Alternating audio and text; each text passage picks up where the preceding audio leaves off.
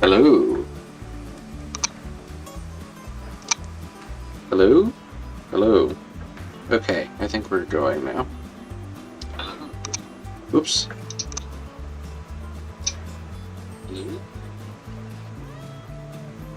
There we go. Okay. Welcome, everyone. I'm starting the stream a bit early tonight because I have to end a bit early because I have to be up early tomorrow. Howdy, Train Boy. Howdy. S. Carlos Railfan, is that how you pronounce your name? Vintage Renewed will be joining us in a little bit. We might have one or two other people joining as well.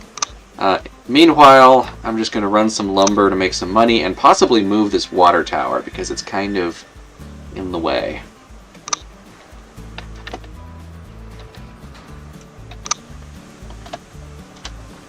I have... How much do I have? I have just over $1,000. Ideally, it would be nice to have enough to buy another locomotive this stream. I don't know if that'll happen or not. Since this is going to be a fairly short stream, I'm not going to set any goals that are too lofty. I do have a different mic setup now, so hopefully that sounds a little bit better than last time.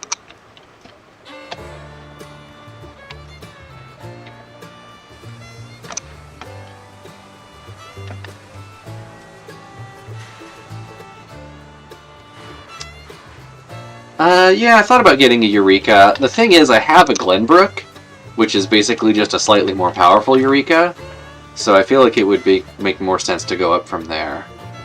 Hello, Crazy Spud. Welcome to the stream. I'm just starting a little bit early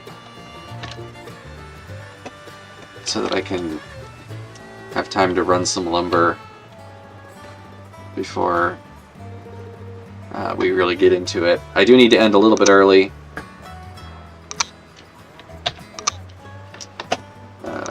Water tower.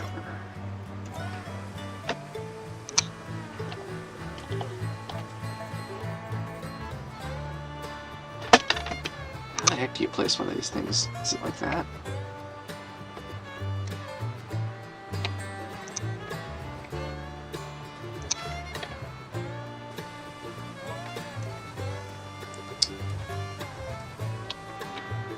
And then this just fills itself, right? Yes, Seaboard! Welcome to the stream. I don't know if any of the locomotives in this game are capable of... are capable of 88 miles an hour. It would be fun to try, though. In my experience, once you get to about 50, the physics starts to go a little wonky. Yeah, Jesse, I'm starting a little early because I need to end a little early tonight. And I want to have time to run some lumber.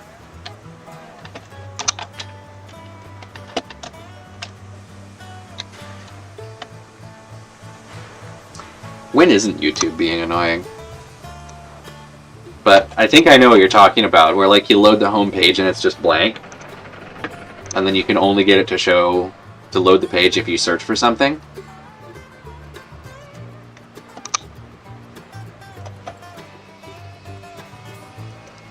That is very annoying.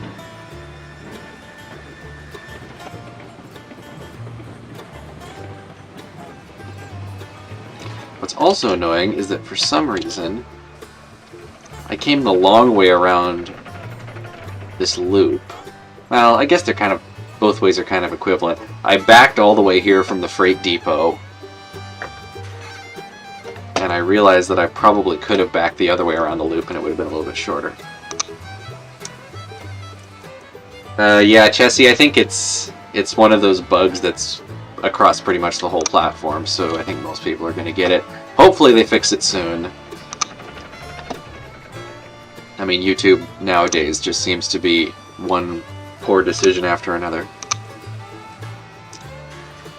Hello, Chase. Yeah, in order to... I didn't check my subscription page. I got it to show videos by just typing something into the search bar. And then it seemed normal from there. But, like, the main homepage feed isn't loading at all.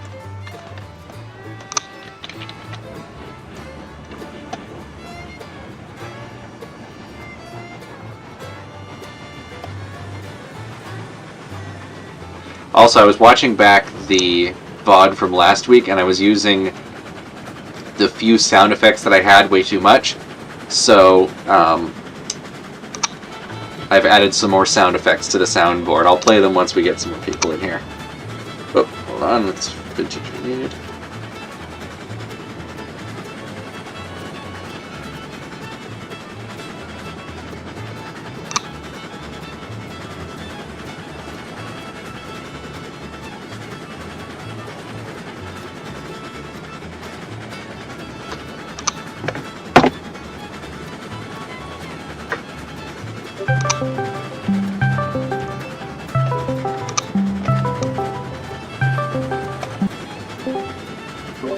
Hello? Hello? Hello. Can you hear me? Hello? Okay, hold on. You there? Hello?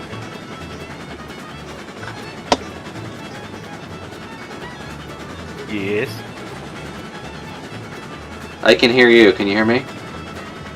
I can hear you. Okay, we're good then. Alright, Hooray. we are live. I'm just running some lumber to the freight depot to make a little bit of money. Yeah, that's pretty much it. Oh, soundboard. Game. I was going to play some of the soundboard sounds that I've added. So, we have the metal pipe. We have the fender bender. That's a fender bender. We have the brake squeal. Same stuff as last time. We also have a bunch of Top Gear ones. Hammond, you idiot! You reversed into the sports lorry! What are they? We've got Hammond U... Oh, right, you can't hear them. No, Train Boy. There is no 6-7, and there never will be. We've got Hammond, you idiot, you reversed into the sports lorry. We've got Jeremy Clarkson yelling power. We've got James saying manual, semi-automatic. Oh, these are the weapons. Manual, semi-automatic. Oh, these are the weapons.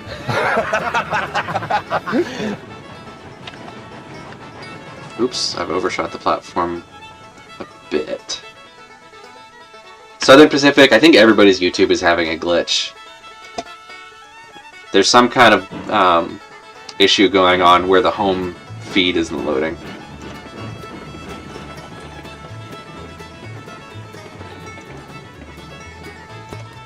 You send me the password. Yeah. Should be the same as last time, if I remember right.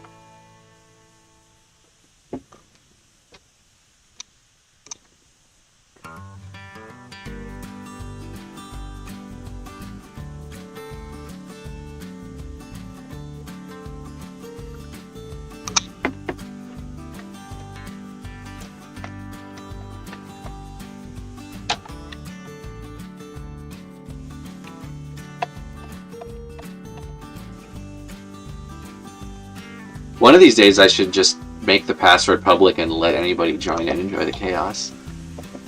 Oh god. That really would be chaos. Yeah. I can't remember if I told this story on a previous stream, but one time in the Railroads Online Facebook group, somebody made a public server and basically said anybody can join, just go nuts. So I joined and I built a ramp of track up to the on top of the freight depot, and then I bought all the most cursed like Christmas paint schemes of moguls and drove them up there and ran them off the end.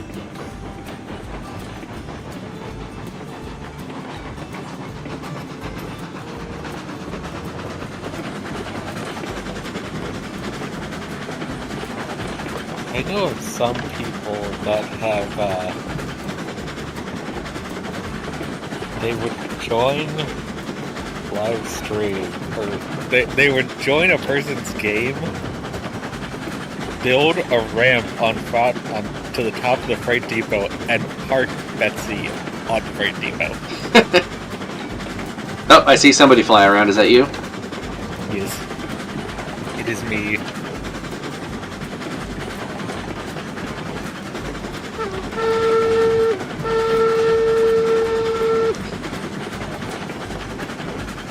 Yeah, Crazy Spud, YouTube is wonky on everything. It's wonky on my computer, it's wonky on my phone. A bunch of other people have been saying it's wonky for them too.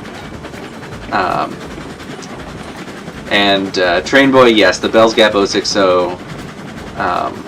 is in the Pioneer DLC. I do have it, but I'm probably not going to buy it for a while, because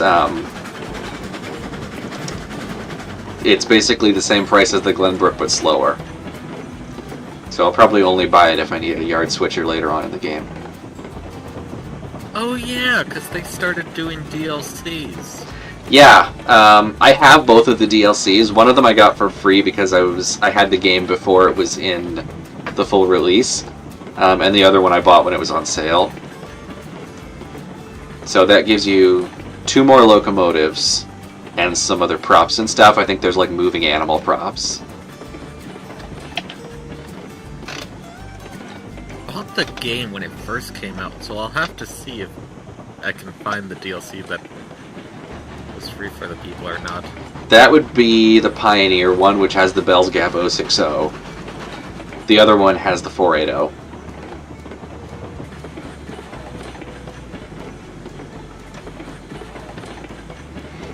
I've tested them both on my other save. The Bell's Gap costs about as much as the Glenbrook, pulls about as much as the Glenbrook, but it's only as fast as Betsy. The Explorer DLC has the Mastodon. That one is very powerful, and I don't think we'll need it for quite a while. Especially when we have the Betsy double fairly. Yes.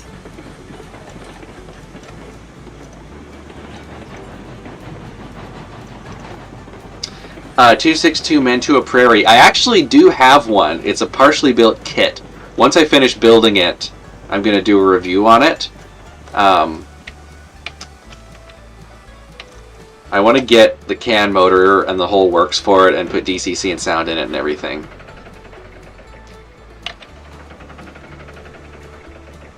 And Remind me later to send you a photo, but you know the Mantua 060 tank, the saddle tank? Yes. That is actually a decent match for, there's an 060 saddle tank on display at Steamtown that still has its original paint, and that Mantua model's a decent match for that engine. Interesting. Even with the weird driver spacing, that was the one thing that kind of always threw me off about that Mantua engine. I'll send you some photos. I'll send you a photo later of the model and of the real thing, and then you can see what you think. But okay, cool, yeah. I had one of those years ago that I got I think I got it for free as a basket case because it was falling apart, and I managed to fix it. But I think the problem was with the rear axle, so I converted it to an 060. Or no, it wasn't 060, I converted it to an 040. It had a super long rear overhang, but it ran well. A friend of mine got one, and I pointed out, it's like, hey, that kind of looks like this engine from Steamtown.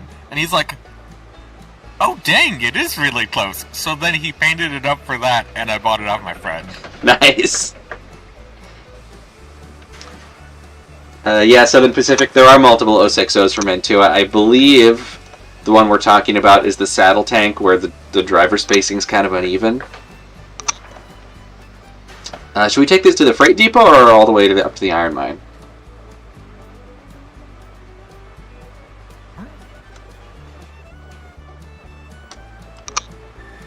What do you think? I feel like iron mine's more fun. Okay. We've got one vote in the chat for iron mine. I'm going with that.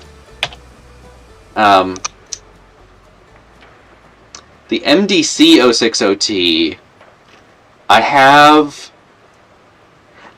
the non-tank engine version a long time ago. I don't think I've had the tank engine version. I've seen them.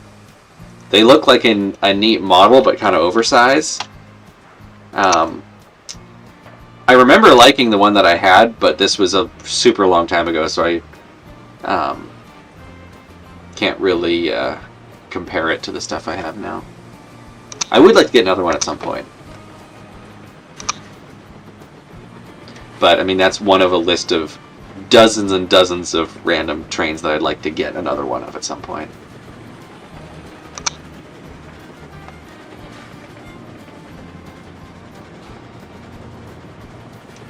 Oh, also I moved the water tower.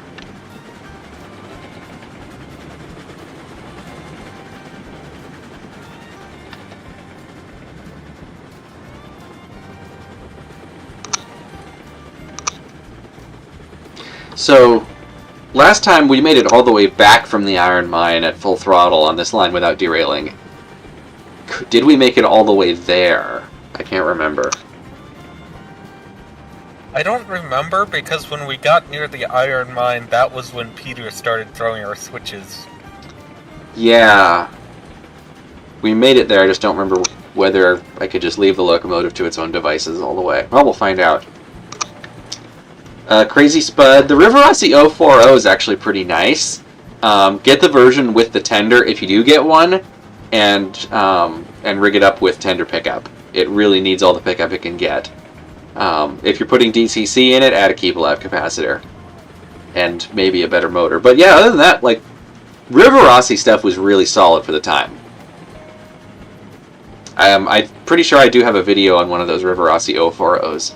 And as long as you get the nice version, there was also like a really basic train set version, but as long as you get the nice one, yeah, they're decent. I would replace the motor, though, with a more modern CAN motor that can run slower, otherwise you're going to have trouble with the slow speed. Backdating an 060 similar to the Bell's Gap would be awesome. Do you know what 060 you would start with? I'm trying to think of what's available for like an 060 with a very slim boiler. I'm assuming this is HO scale. I wonder...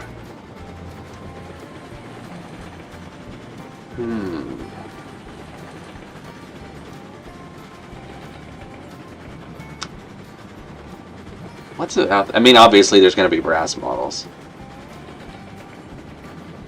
The Docksiders are neat. They just have so little electrical pickup because they only have 4 wheels. But one of those with a Keep Alive in it would probably work gangbusters.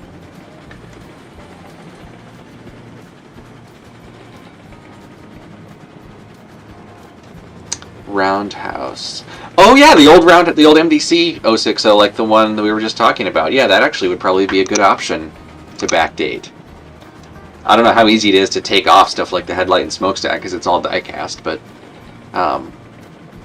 would certainly be possible. The alternative... Remember that little side tank 060 that Bachmann made? Yeah. Whatever happened to that? Wonder if you could like take the side tanks off, add a tender. I have no clue. Although actually, since it's got side tanks, there's probably like no detail or anything on the boiler if you take them off. So Yeah, that's true. honestly, what I'd almost be inclined to do is take the chassis of one of those. Excuse me. Put a different shell on it, like maybe off of a 440 or something. Wonder if that's doable. And then you could make something very similar to the Bell's Gap. 440 would definitely give you a small boiler. It's just a question of whether it would fit over the mechanism. I don't know how big the motor is in those. Oh, they discontinued it? That's a shame. I like that thing. I wanted to get one. One of these days, I want to get one of those and stuff sound and a Keep Alive into it. Ooh, I like that idea. I don't know where I'd put the Keep Alive or the speaker, but I'm sure there's a way to do it. And it's a small enough engine, you could probably use an N-scale decoder.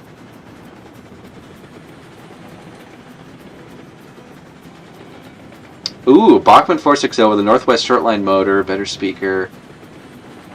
Half spec. Well, I mean, with the Spectrum boiler, at that point, it basically is a Spectrum, because the lower half is more or less the same. That's really cool.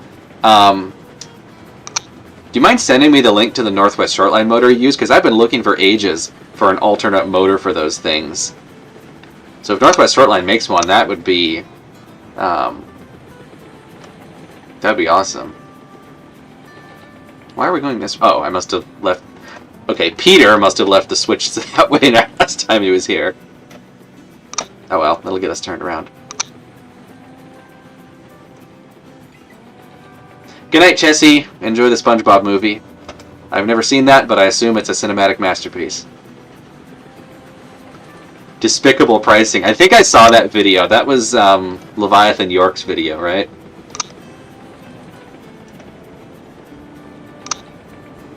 I'm pretty sure I saw that earlier today.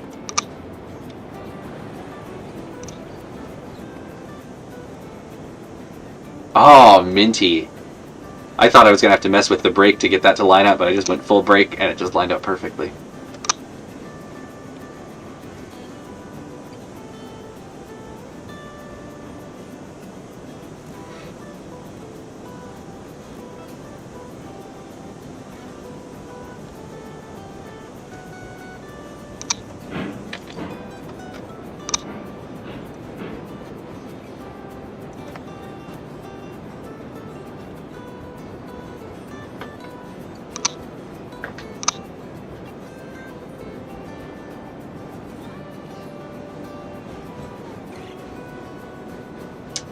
High boiler 460 with a trailing truck. I don't know if there's room for a trailing truck. You could certainly try. Let me grab one of mine actually and take a look. Oh, that's an interesting idea.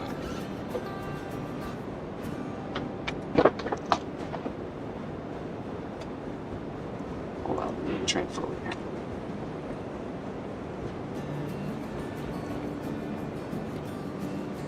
How big are the drivers on those 460s? Well, the high boiler is 63 inch. The low boiler I think is either 50. It's 52 or 56. I'm pretty sure it's 52. So here's a high boiler. There is not a whole lot of room behind the rear driver axle. You could maybe squeeze a really tiny trailing truck in there, but I feel like it would be kind of redundant. I feel like if you were going to make a Pacific out of this, you'd want to extend it a little bit. Could certainly be an interesting kit bash, though. The other thing that I always thought would be fun to do with one of these would be to take the rear driver off, add a trailing truck, and make it a little baby Atlantic. I don't know how practical that would be. Like, if I covered that with my finger, how does that look proportionally? Actually, that's not that bad. It's pretty small drivers for an Atlantic. You'd have to do something about the rear part of the frame. I've never seen an Atlantic with drivers that small, though, is the thing. Yeah, Southern Pacific. The driver's too far back. Nothing really... I'm trying to think if there's anything that has 47-inch drivers. 47? Yeah. Not standard gauge that I know of. Well, in terms of models. Right, yeah, like nothing... I don't know of anything that has drivers that small. The Bachmann Decapod, I think the drivers on that are 50-inch? Maybe 51? That might be as close as it gets. Oh, let me move the train. What prototype are you trying to match with it? I just thought about this when you guys were talking about turning a 460 into a Pacific, and it's like, if the driver size was small enough, then you could try. Then it would be interesting to try making the Little River Railroad 110. Oh, the little That's tiny super... Pacific! That would be awesome! Yeah. Do you want me to slow down, or you want to just run and catch up? There you go. What size of the drivers are there? Are those 47-inch? That's tiny. Yeah, I just looked, and they are 47.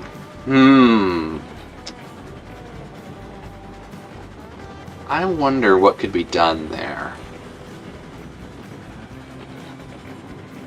I'm thinking what you'd probably have to do is start with something with a different wheel arrangement and mess with it.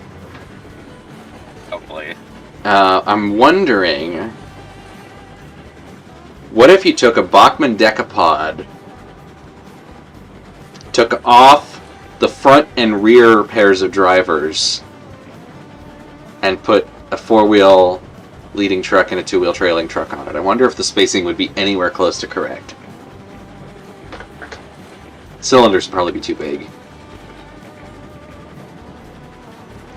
Yes, Crazy Spud, the decapod, just because that's the only, it's the only like ready to run HO locomotive I can think of with really small drivers.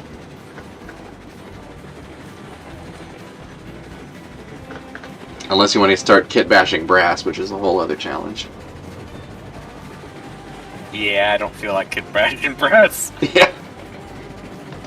Just getting brass to run right is hard enough. Some the later brass, especially like Overland models. Yeah, that stuff's really good. The really expensive stuff is good. Athearn 280, I believe the drivers on those are 52-inch. IHC 280, I think, has like 60-inch drivers-ish. They're pretty big.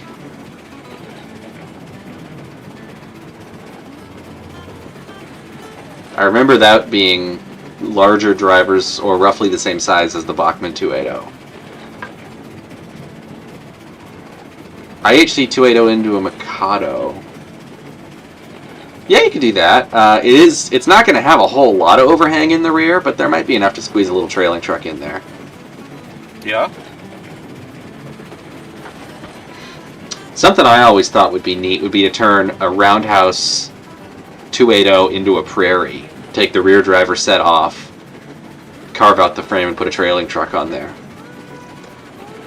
Of course, those have blind drivers on the middle two sets, so you'd have to swap out the wheels in the rear set, but keep the gear on the axle, which would be kind of annoying.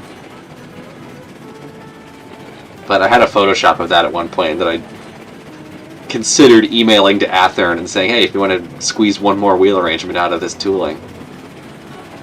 A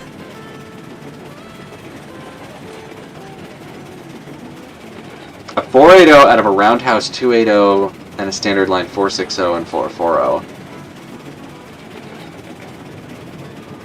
That would be possible, but it sounds like a very complicated alternative to just buying one of the old Mantua 480s.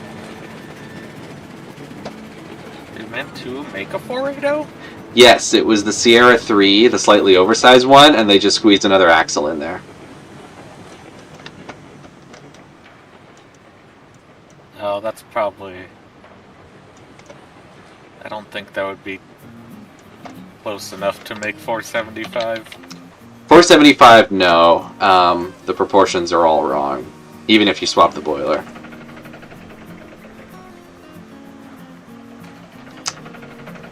Yes, as Carlos Rail fan, the IHC 280 was basically Tyco 280 with the locomotive powered.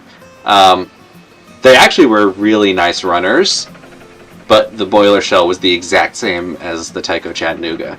So if you ever have a Tyco Chattanooga and you want to make it run really well, swap the shell onto an IHC 280. Really? Yep.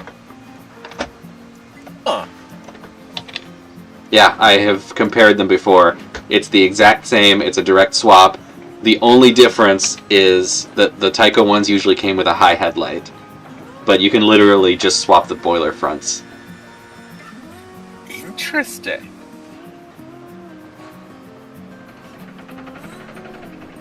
I'm pretty sure that that boiler tooling is actually a slightly oversized USRA 080. Because it's got the 3 domes. And it's got the USRA cab.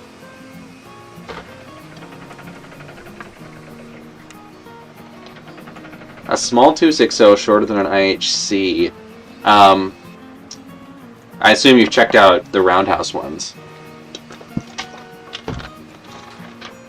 And the Bachmann Alco ones.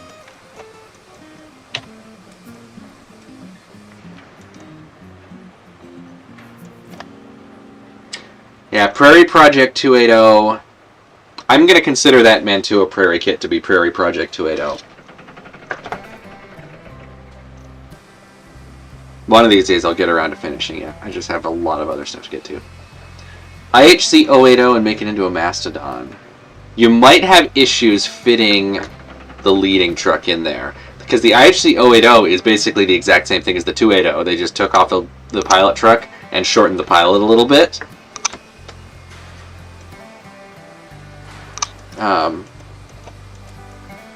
Let's see how the switch is set.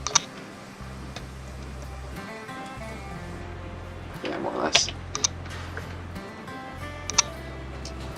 Yeah, the old Roundhouse Prairie was neat. I'd love to find one of those.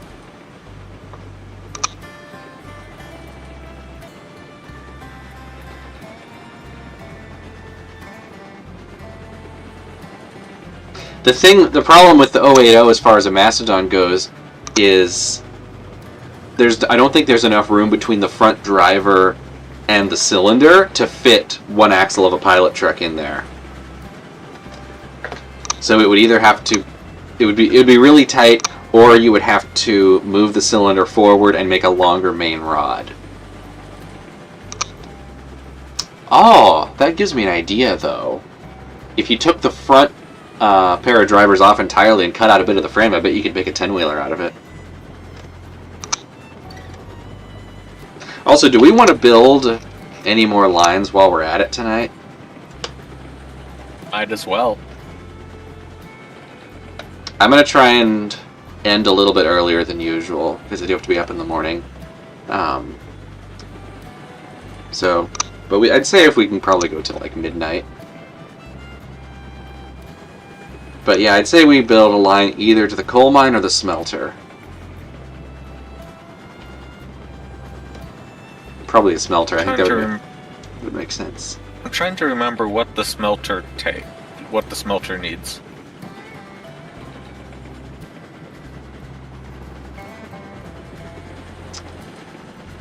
Crazy Spud, the Roundhouse Prairie, is that based on those big Santa Fe ones?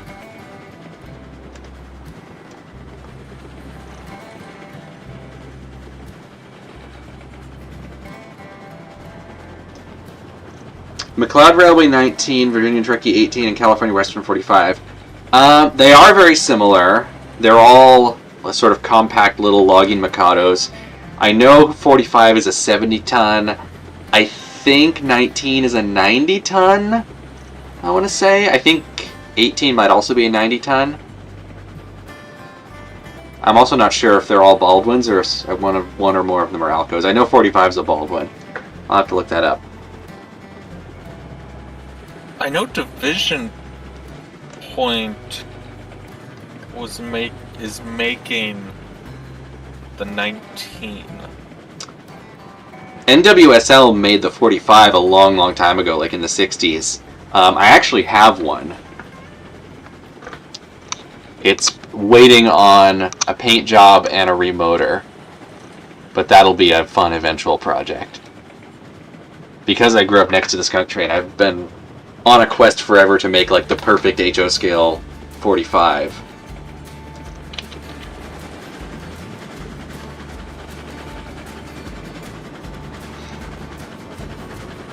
Oh, they just reused the same shell? Okay, whatever. I mean, you could probably put a different shell on it. I love those big Santa Fe prairies. I wish somebody would make one of those. The 19 is a 90-ton Baldwin. Okay.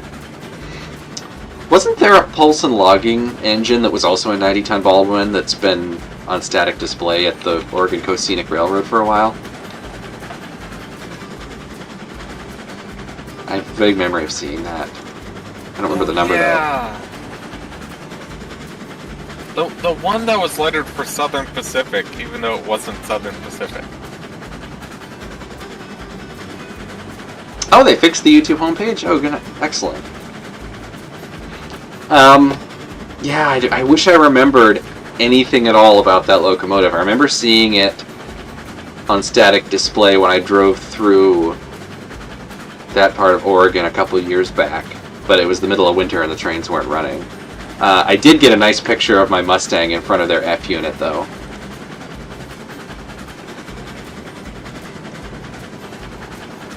Mexican 484. That would be interesting. I'm not familiar with those.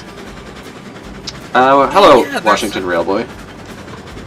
There's a Mexican 484 at the, what is it, the New Hope in Ivyland, I think? Really?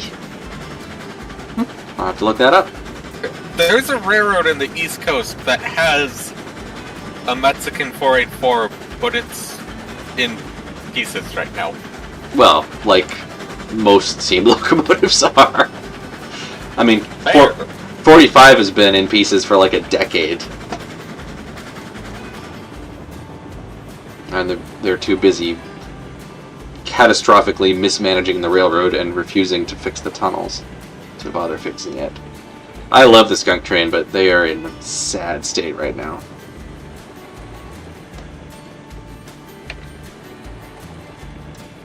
Brass Santa Fe Prairies. Yeah, I knew someone who had a brass prairie a long time ago that I'm pretty sure was a Santa Fe one. And it ran really nice in on straight track. Oh, we should have got beams. But there was no horizontal slop in the axles, so it would not take any curve at all.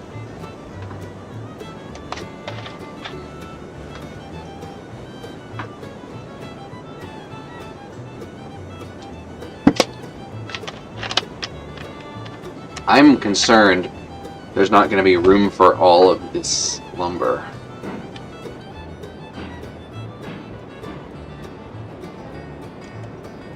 We may have to take some of it back to the freight depot.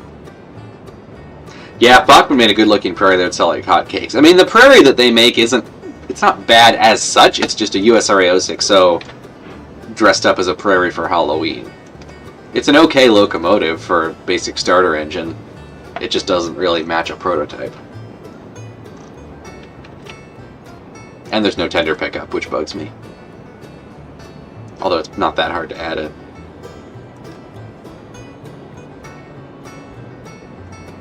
They used to do a 260 version of that as well. Oh, yep, the lumber's full. Okay. I guess we take the rest of this back to the freight depot? I guess so, yeah. Let's see. Okay, we're gonna have to go around the loop at the sawmill to do that. Whatever. It's fine. It's fine. We gotta get into some shenanigans so I can use my soundboard. Yeah. Also, I do need to figure out a way to make the soundboard audible in the Discord call.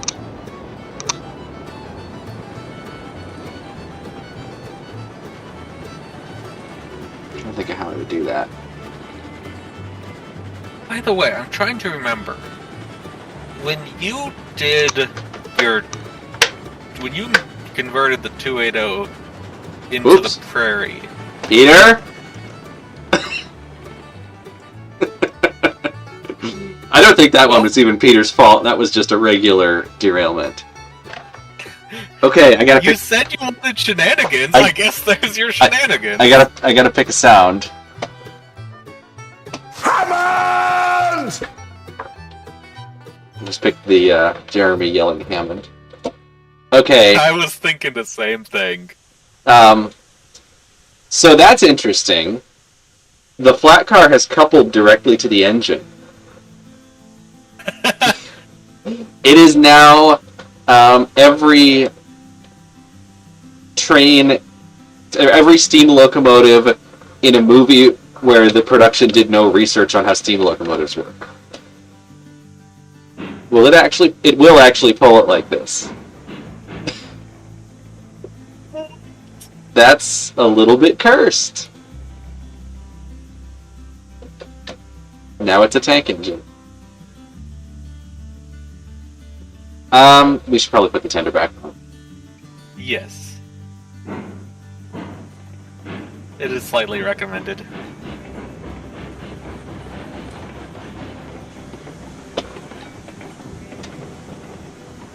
I can get the coupler.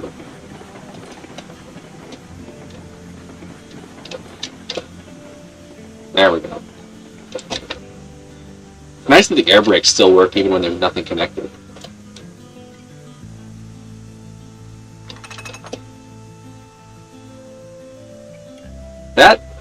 didn't really re-rail quite right.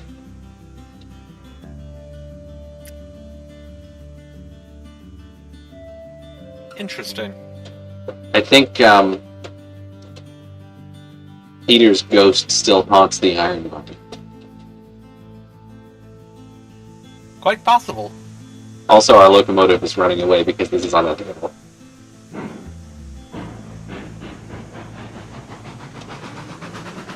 Dunk! It actually bounced back. Alright. Let's try this Take two. again. Power! That's going to be my temporary solution. Until I can figure out a way to make the soundboard audible in the Discord call, I'm just going to do impressions.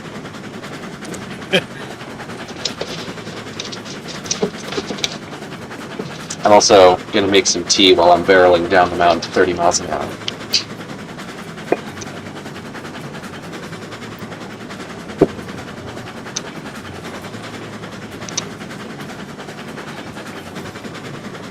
Oh, also, seems appropriately nerdy. I got one of these. This is an infrared temperature sensor, so you can point it at anything and it'll tell you the temperature. I use this to check when the tea is safe to drink.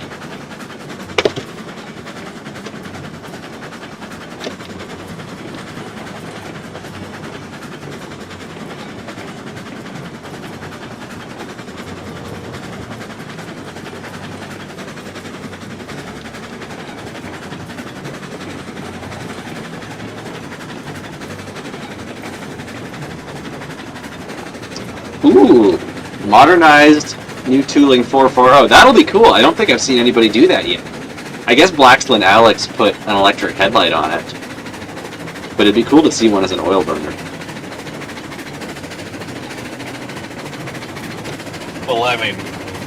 Wait, you and I were literally just talking about that the other day. Right, yes, because you were talking about how to get the wood load off. And I'm pretty sure you have to cut Yeah, it. because I had to make Leviathan into an oil burner. Right, yeah, and they mold the wood or coal load as one piece with the shell. So the only way to get it off is to cut it.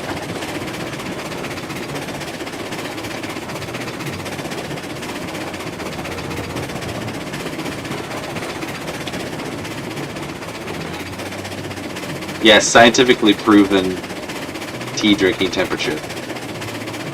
I find about 130 Fahrenheit is where you want it to be maximum temperature for comfortable drinking.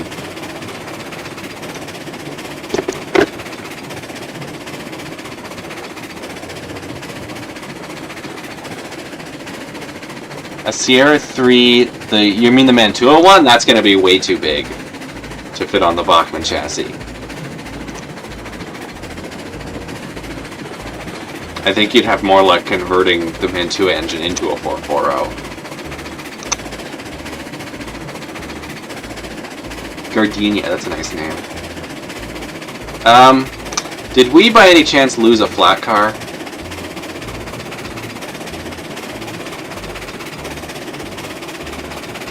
I think so.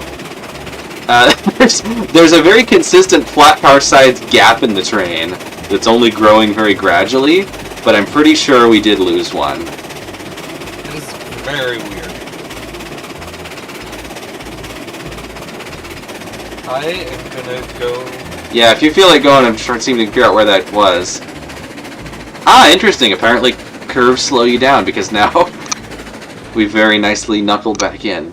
Hold on, now that the train has stopped, let me fly over there with you and see where it ended up.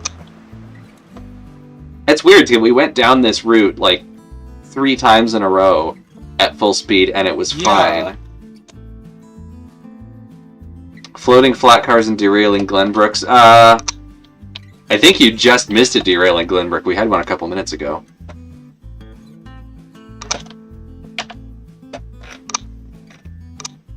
Where the heck? I wasn't really paying attention to the train. Who knows where it ended? Oh, wait. I think I found it. Oh? We've actually gone past it. If you look on the map, you can see where it is.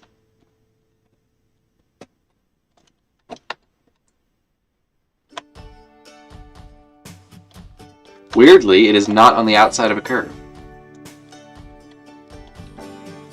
I don't see anything on the map. I'm right next to it.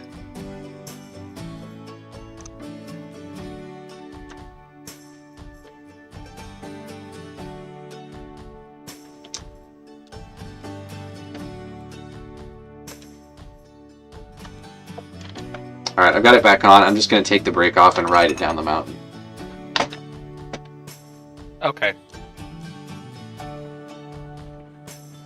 There's no point bringing the locomotive all the way back here. Skateboarding on a flat car? Exactly.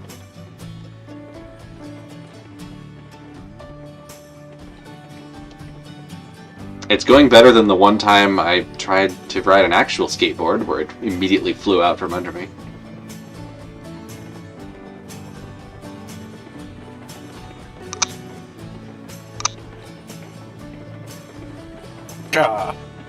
Oh, we've got a fusion of John Railroadsons.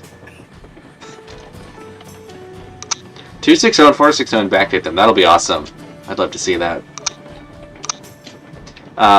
Luke Blackbeard on YouTube, the Thoroughfare Gap Railroad. He has a really nice backdated 460. The only thing I would do that he didn't do is convert it to Stevenson valve gear. Just take all the eccentric stuff off.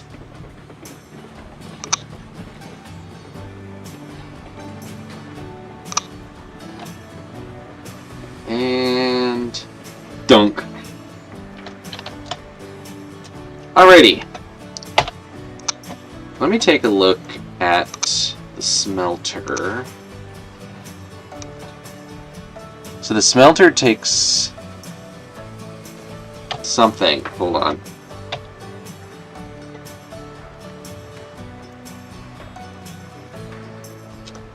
The smelter takes iron ore and cordwood and outputs raw iron and rails.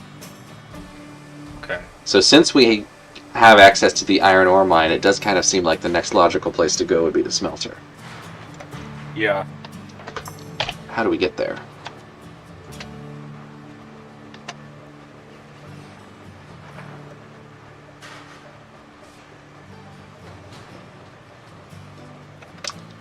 I feel like There's two different ways that we could get there, really. well, I think there's more than two. It's really a question of where we want to get there from. We kind of want the shortest route from the iron mine to the smelter because we're taking iron ore. Yeah. So what I would almost suggest is that we branch off of our iron mine route somewhere and have that go to the smelter.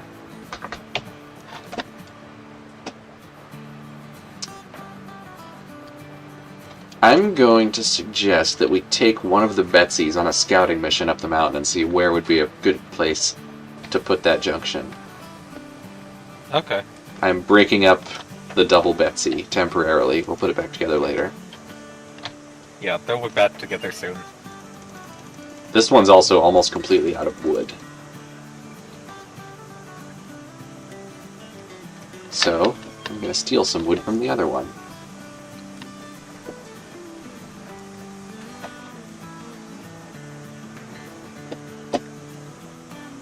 I did install a firewood depot for this purpose, but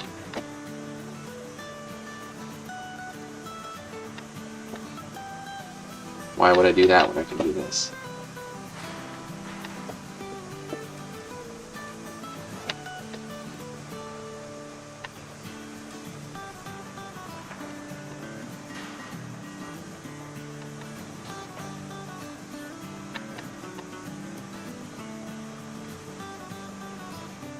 Alright, we've emptied the other Betsy out completely.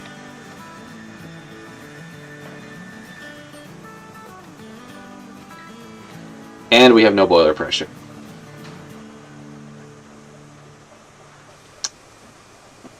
Well, that's fun. Also, just realized we could have moved like 10 feet and just used the firewood depot. Oh well. It's too logical. Yes. If it made sense, it wouldn't be Railroads Online.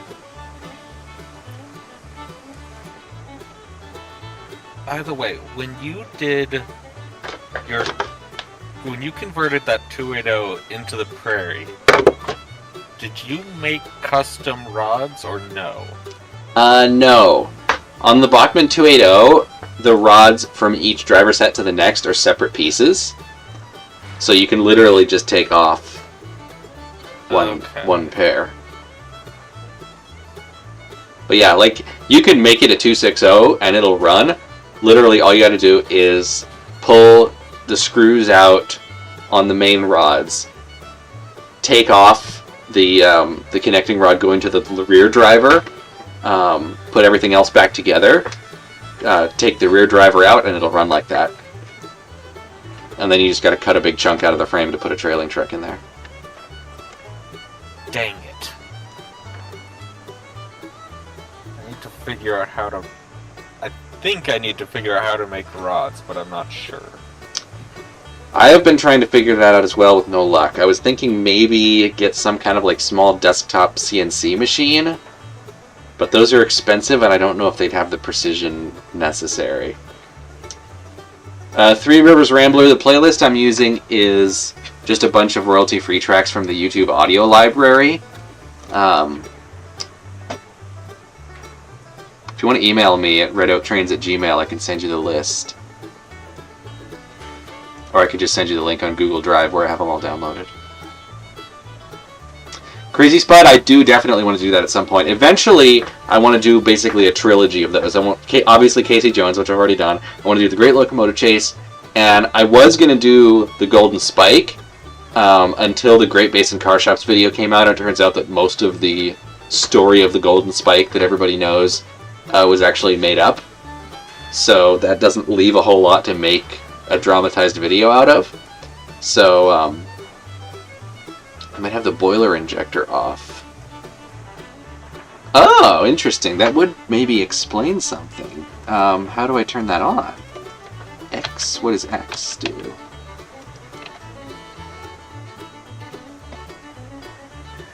Doesn't actually say what it is.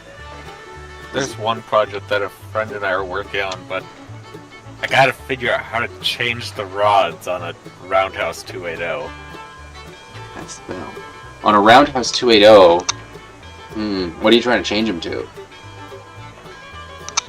So... Oh, we're out of water. That's why it's not filled. That's why the boiler pressure isn't coming up. Let me find... I'm just going to build a new water tower right here. Is this cheating? I don't care. Let me find the number of the engine that we're trying to make.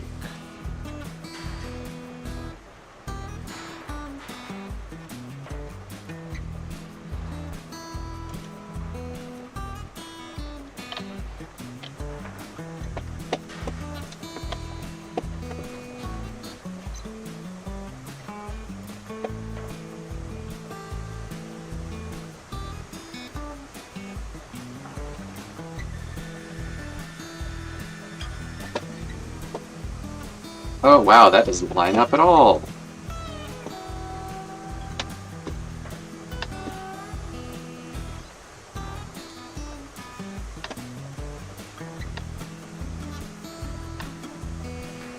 This is not working. I don't think the water's actually going in. Oh, we've just got a John Railroadson fused through the wall. No big deal. It's fine.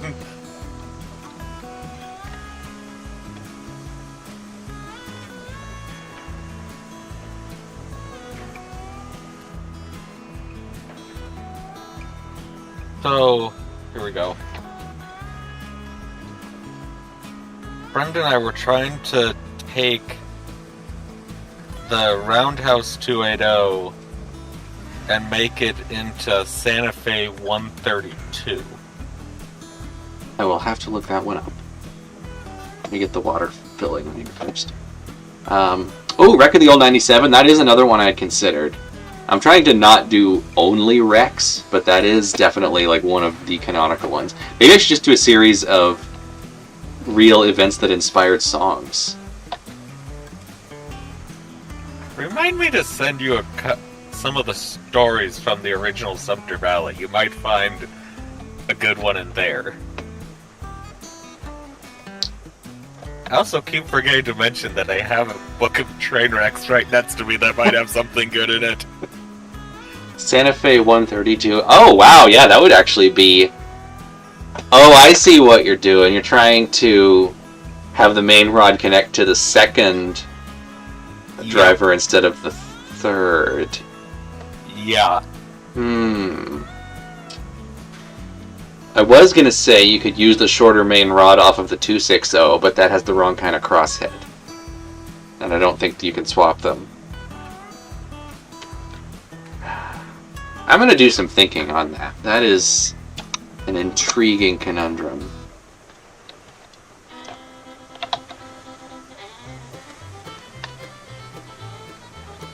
Okay, we're finally getting some boiler pressure. I just noticed you can actually see the water pouring out the bottom of the locomotive.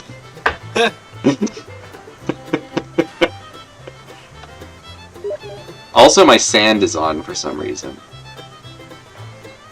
I didn't know this engine even had sand. Oh, hold on.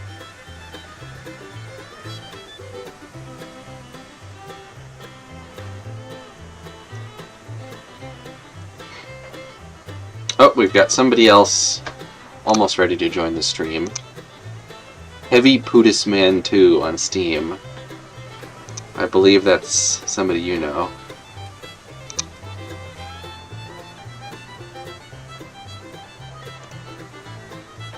Where?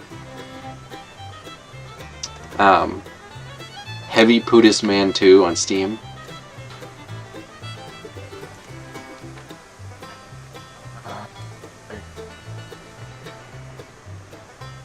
Can't think of it, I don't know.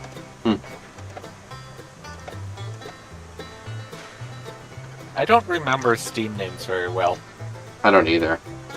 But, I try not to announce people's real names on live unless they ask me to.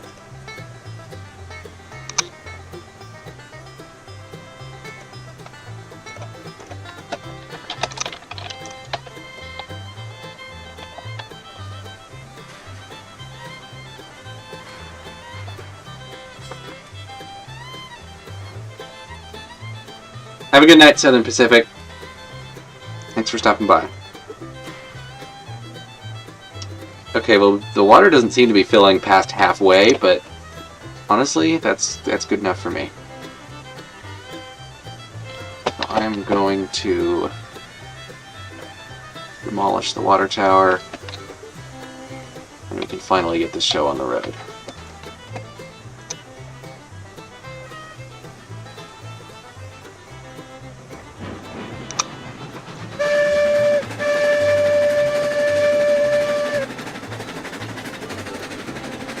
Crazy Spud.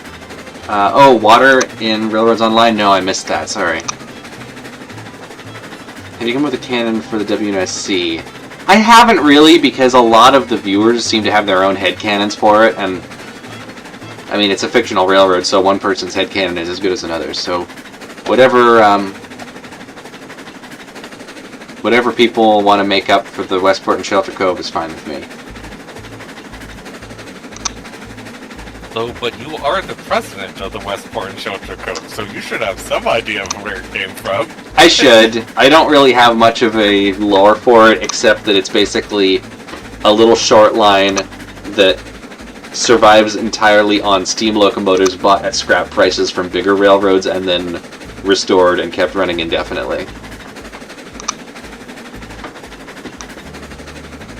Barry B. Benson, that's going to be an instant ban.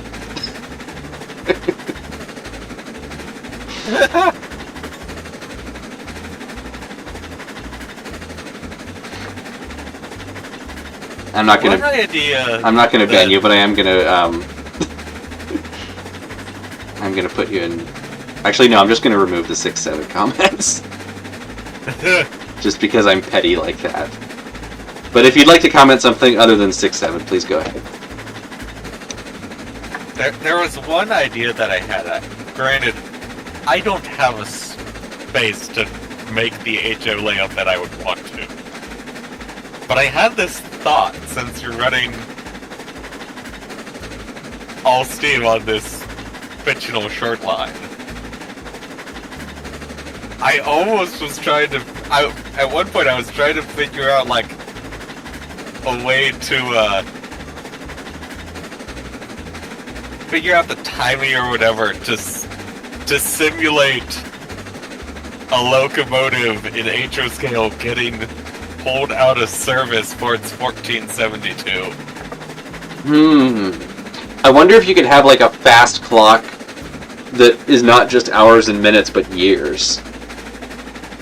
That's what I wondered. That's what I kind of am thinking. It would be kind of interesting. Gilded Rail, I assume that you are Heavy Pootis Man too. We are currently running a Betsy up to the iron mine to scout locations for where we're going to build our smelter line. So if you want to come up and join us on that, you're welcome to.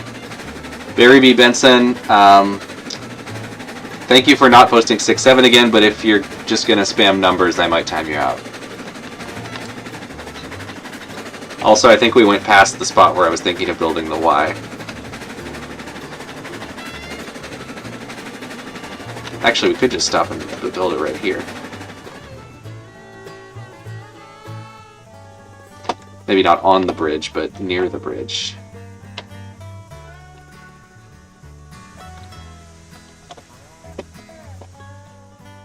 Oops, I just fell into the trees.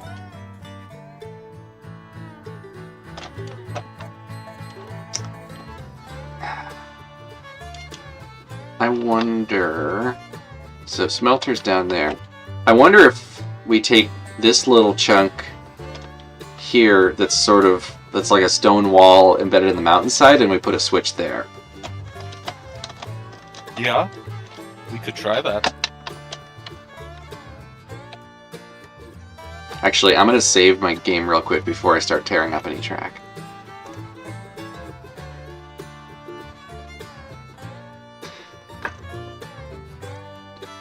Yeah.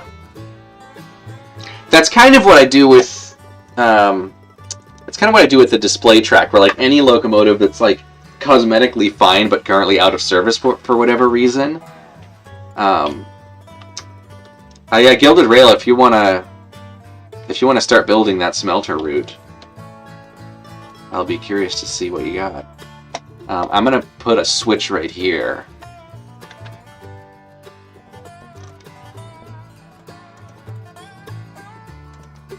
How's this gonna work?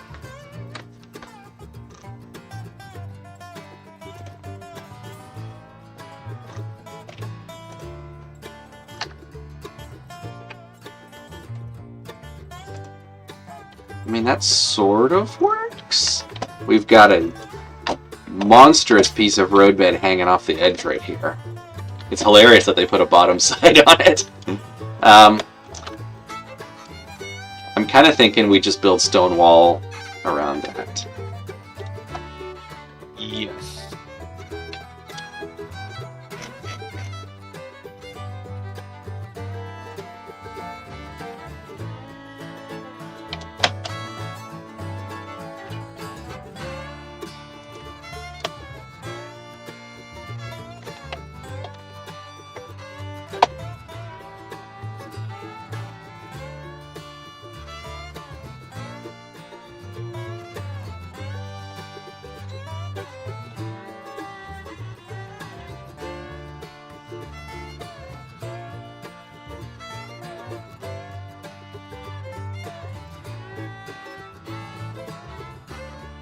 I feel like this game is almost more model railroading than real railroading because so much of it is like hiding the unrealistic parts.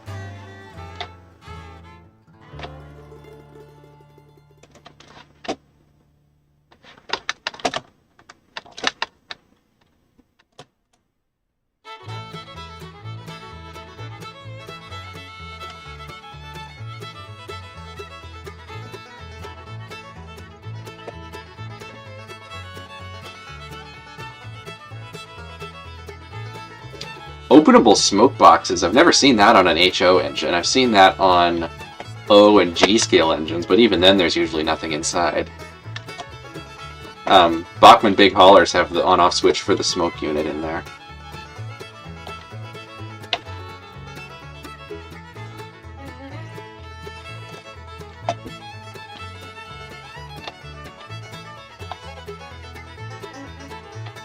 YouTube's running like a potato. What else is new?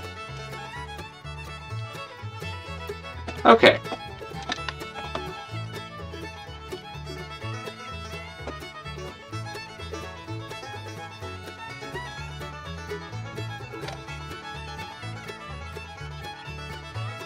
Oh, Gilded Rail, you've got a whole other line going. We were going to split it off up here, but I guess we could split it off there, too. Yeah, it's not unrealistic, it's freelance. Well, you know what? We can have 2 lines to the smelter. Holy whack! That is a very steep, sudden slope. That might be a problem. Where? On this piece of bridge right here. I didn't think that would be... I didn't think that would be such an abrupt grade. Whoa. We could, like, catch air off of that. Here, I think we may have to just make it a gradual, like, delete a whole chunk of this and make it a gradual transition. Yeah, there you go. Delete the wrong check, we could have a hovering Betsy. Flying Betsy! Wasn't there a glitch in the game a while back where you could actually make locomotives do, like, a loop-de-loop in the air? There were a few different glitches over the years that you could make it. You could send in the early days. You could send a locomotive flying. Oh, hold on. Actually, before you build that, I just noticed something weird. There's a grade up here, and then the switch is flat. And then the grade resumes on the other side. Why is the switch flat? Because that's the way that Railroads Online is programmed. Can you not lay a switch on a grade? I know I've done it before.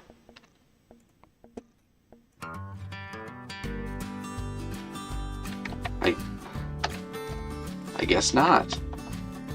Well, that is supremely inconvenient. How long do you guys think until one of the trains either bugs out or derails? Oh, you missed the Glenbrooks tender doing skateboard tricks a while back. Hopefully that'll happen again. Okay, I'm gonna have to do the same thing on this end where I relay the bridge to make the grade transition more gradual.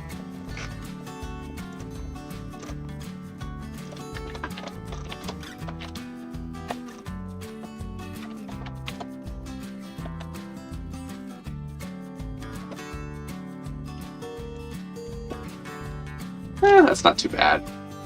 It's fine. It's fine. Okay, so where are we going with this? Actually, you know what? Gilded Rail, since you're starting from the sawmill, and we're starting essentially from the iron mine,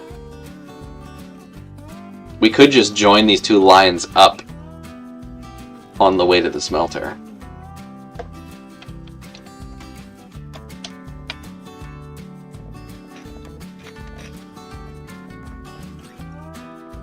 I'm just gonna go ahead and start a downgrade toward the smelter. Let's call it 3%.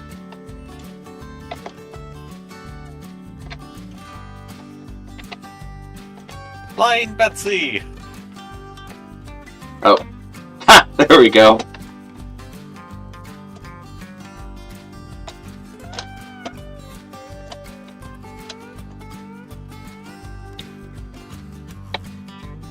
Wait, I just had a hilarious idea. Permanent flying Betsy? No, but I wonder what happens if I enter the vehicle and try and run it. Ooh, I want to see this. I have to come over and see this. Okay. Let her rip. Are we ready for this experiment? Nope. Oh! It's like a cartoon. You don't start falling until you look I down. took off the brake and then it fell down. So, that's an interesting lesson in Railroads Online physics. The brake holds it in the air. Wait, hold on. What's going on? Have I been on mute for a while?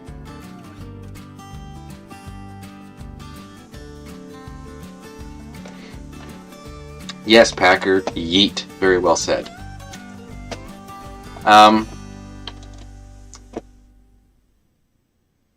Okay. What was I doing? Hello, train guy. Welcome to the mild chaos that is happening. So at this point, this line is basically just a bridge over trees.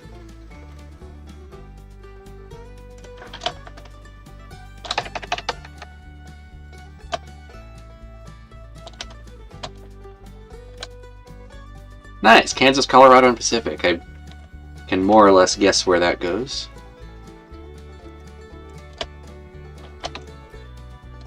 This is going to be one of those lines that you only see in Railroads Online, where it starts with just a trestle going over the tops of the trees and then gradually descends into the trees.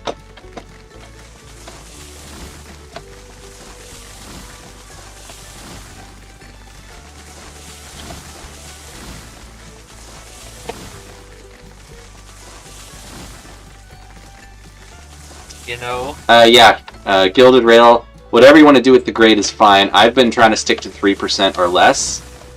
But if you want to build a roller coaster, go for it. I mean, this is a very unserious save that we're working on here.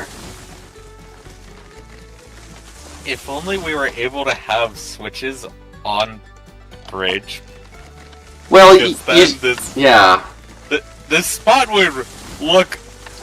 This spot where we branched off, if you had just another lane for Y, it reminds me a lot of that Y in that canyon that was on the Western Pacific. Oh, I don't think I'm familiar with that one. I might have to ask you to send me a picture at some point. Now, wait a minute. Can you build a... Oh, you can't build bridges without track on top. Train Guy, Railroads Online currently doesn't really have passenger service. You can buy coaches, but they don't do anything.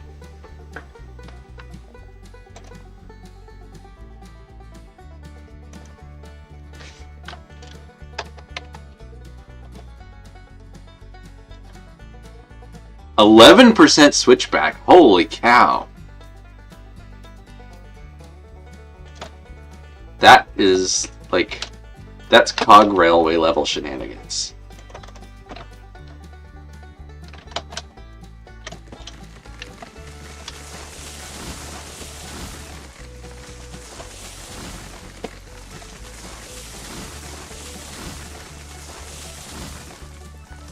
Doesn't the Virginia and Truckee have like a 5% grade at one point, or did they change that? I know at one point they relayed some of it to ease the grade a little bit.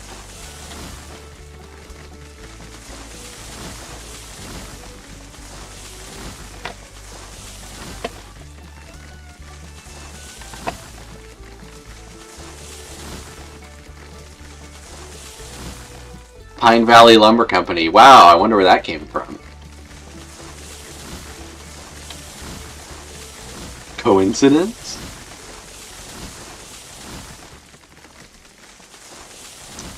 Industrial Parrot, it pretty much did. I don't think there's been a major update to the game in over a year. We're basically just playing it because we're waiting for Century of Steam to come out.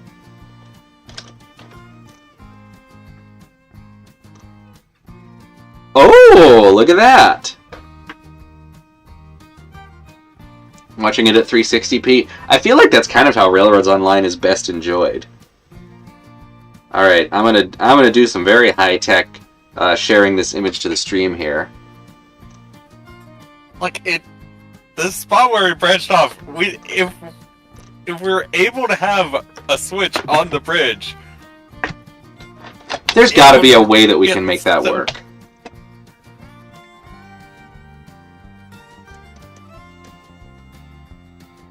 Okay, I'm not sure where I'm going with this. It looks like Gilded Rails line has now crossed over mine. He went under. Oh, interesting. Well, we're going to have a proper spaghetti here. Yes, Industrial Parrot, Century of Steam is the game that most of the team moved to.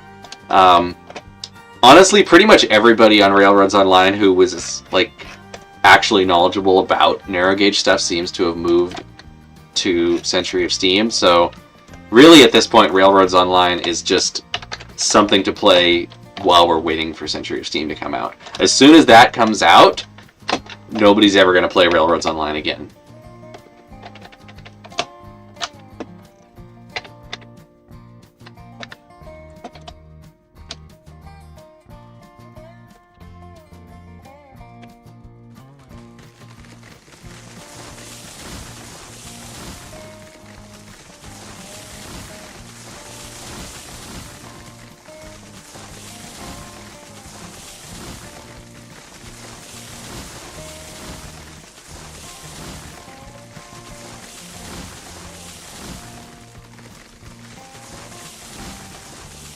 Like, the concept behind Railroads Online was really cool. But Century of Steam is basically taking that and doing it properly. I feel like the Railroads Online devs kind of had the enthusiasm but not the knowledge. And then they brought in Heist for some knowledge and for the soundtrack, which they then ended up taking out of the game when he left. But they didn't actually want to use his knowledge.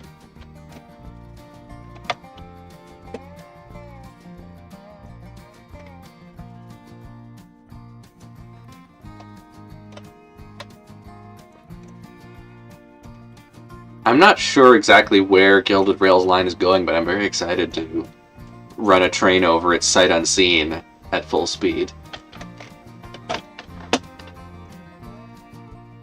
Meanwhile, I'm just going to keep on going with this gradual 3% slope down where I'm basically looping around the canyon until I get down to the required altitude. Yeah, I mean, I don't want to speculate too much, but that does kind of align with what I've heard, is that the lead programmer was making things difficult for other people, and that there was... I think there was somebody who got fired for some sketchy behavior, and there was a whole argument over that, and it was just a lot of drama. And after that, the game kind of got abandoned. Train Guru, welcome to the stream. I have... How many locomotives do I have in DCC gauge now? I've got the Southern 4501 and the RS1 that were in my original DCC video. I've got the Red Oak 3. I just put a decoder in my MTH General, which I'll do a video on at some point. Hey, Ricardo! Welcome to the stream! What about that, 060? The 060, I had DCC in it for a while, and then I took it out because it was having some weird issues. The Railroads Online Discord server was taken over by another player via a coup. Holy cow, no, I didn't hear about that. I don't know who all was involved. I know the lead developer guy, that his handle is QMay, I think.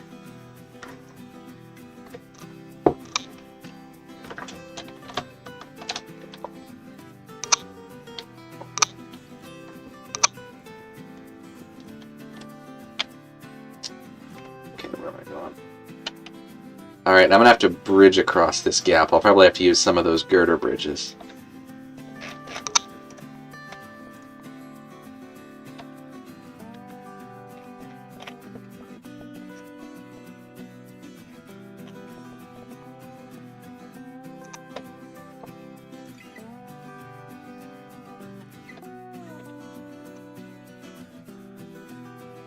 I don't know, actually. I might be able to just,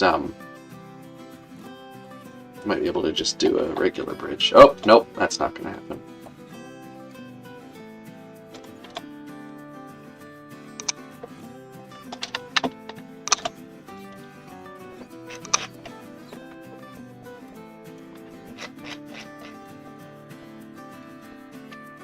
They give you so many different color options for these bridges, but I've never seen a real one that wasn't either silver or rust color. Right.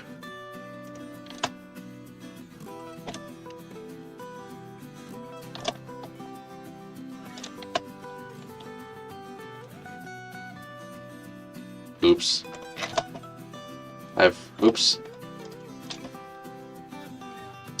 Yes, Train Guru, I saw the announcement on MTH's Facebook page. The delivery looks very nice. It is just the exact same 460 that they've been making forever, which is actually based on the Walter E. Disney. But you know what? For O-gauge, for semi-scale, it's close enough. And it is very cool to finally have a ready-to-run 131 in some form.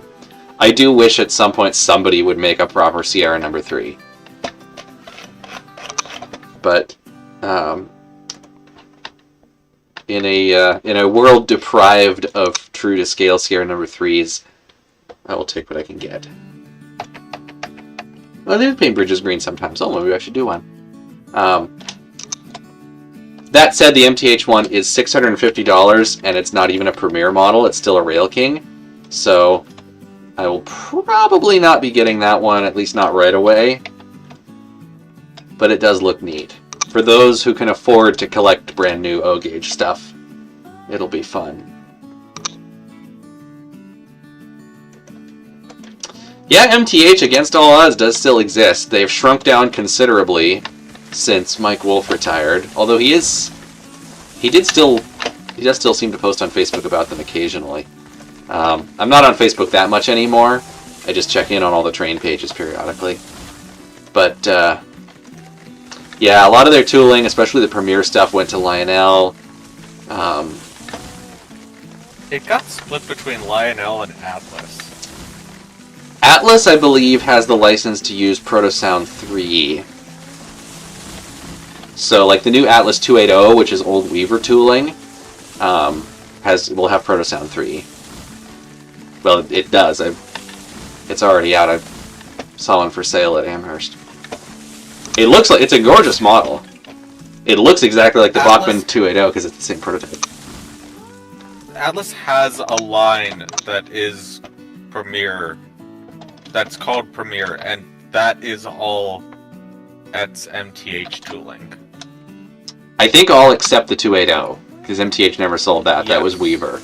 But yeah, I'm pretty sure everything else, all the other Atlas Premier stuff, is just rebranded MTH Premier stuff. And then all their HO tooling went to Scale Trains, I want to say? Yes. Scale Trains got the HO and the S scale. They made S scale? I didn't know MTH ever made S scale. I'm going to do a green bridge here.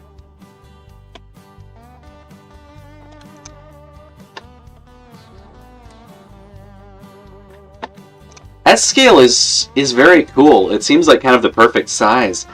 There's just so little available. Train Guy, MTH used to make stuff for Lionel. That's how they got their start, but not anymore. They've been competitors since the mid-2000s, as far as I know. I think this bridge is too long.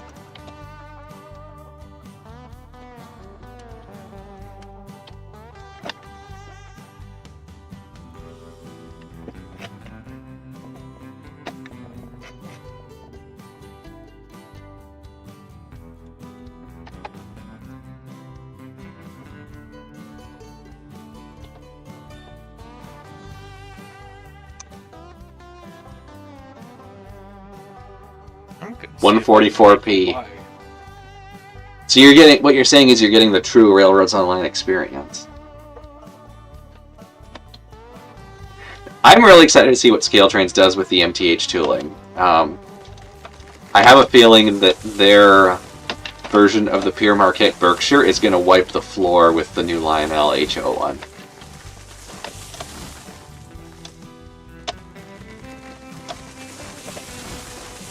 Lionel just can never quite seem to get HO right. They did make a really cool diecast Challenger in the mid-2000s, but unfortunately that seems to be the exception rather than the rule. Alright, I've still got quite a bit of altitude to go down. Let's see how Gilded Rail's doing.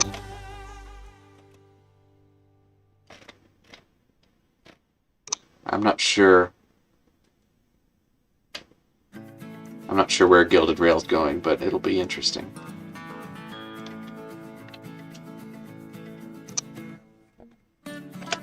I wonder, should I do like a loop on top of a loop here like I did on my other map?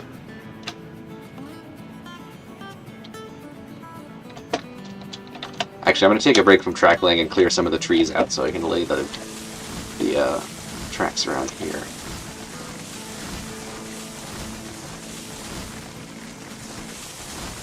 The Lionel GS4, that's the HO1. I believe those were actually made by Bachmann. I think those were just a rebranded version of Bachmann's version.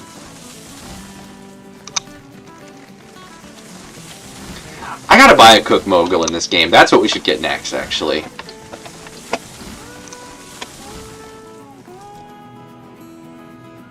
The Challenger was from there was a lawsuit over that?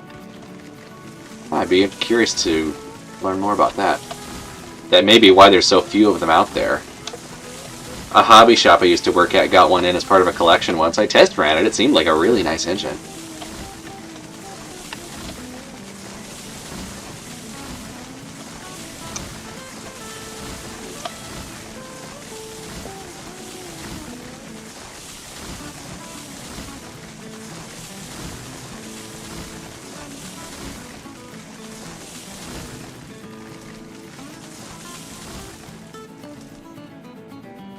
Yeah, I think Lionel also owns some of the old Mantua HO tooling. I know a couple years ago they tried to release like the old Mantua Mikado from the 60s as a DCC and sound engine. And it looked so bad and the price was so absurdly high that it basically... people laughed at it so much that they canceled it and never spoke of it again. Oh, the Lionel tooling is where Bachmann came from. I thought it was the other way around. I knew they were identical.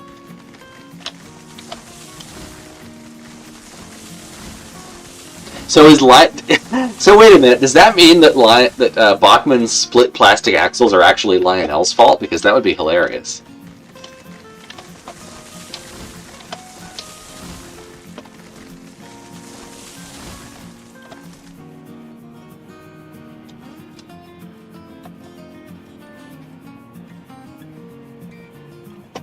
It's always funny when we can blame Lionel for stuff.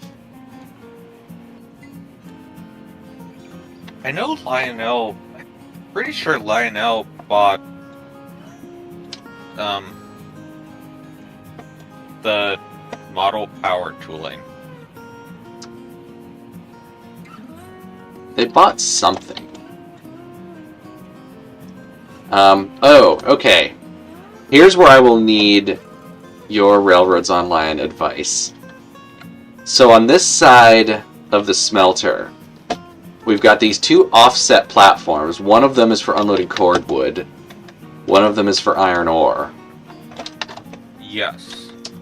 The fact that they're offset makes this very annoying. So the way that I've done it on my other save, and this is actually, I think, sort of where I got the idea last time for the super high bridge for unloading lumber, is I built a track over the pile of iron ore. Yes. Somebody told me that eventually the iron ore will pile up too high, and then you'll have to raise the track higher. I haven't had that problem yet. But I don't know, do you think we should do that, or should we do the thing that I used to do and just have a really sharp S-curve in between the two platforms? I mean, I feel like we could... Ooh, I just had another funny idea. This I feel iron. like we could get the bridge high enough that if it does pile up, that it wouldn't interfere. Yeah, just a question of how high up can we unload stuff from before it stops working. That is true. The other funny, the other funny idea that I just had would be to have the track, instead of curving right to line up with the other platform, to have it go left, cut under these support wires for the chimney, and basically just cut across the other corner of the iron ore pile. And then have a separate line that goes on the other side. Oh, excuse me. But I think just going straight over is going to be the way to go. What I'm kind of thinking is I'll try building a bridge here that's pretty high up, and then we'll see how high I can go and have it still.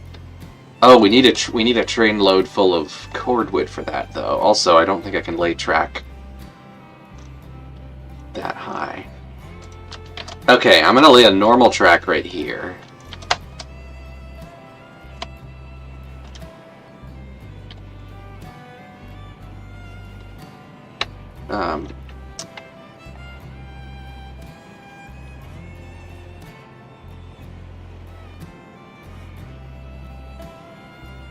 Triple header, yeah, that'd be fun. We just, well, I guess we technically have 3 locomotives, but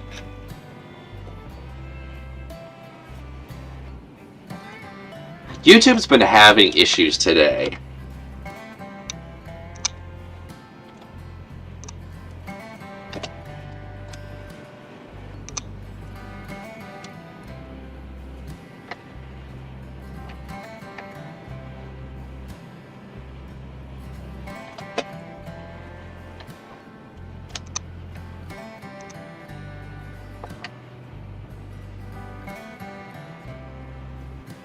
Okay, what I've built here is, you know, with like the wooden Brio toy trains where they have that bridge that goes up and down in like one piece of track?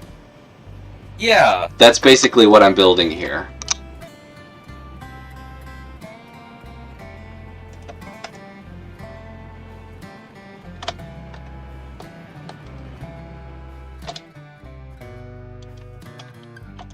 It's like a 10% grade up and then a 10% grade down. So getting a train over this is going to be, well, possible might be an overstatement. We will find out.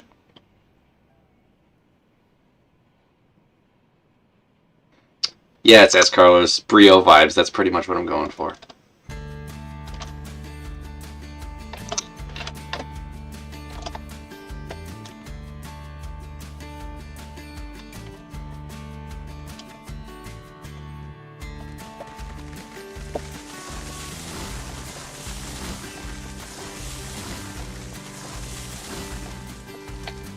YouTube is just kind of in a perpetually broken state these days, it seems.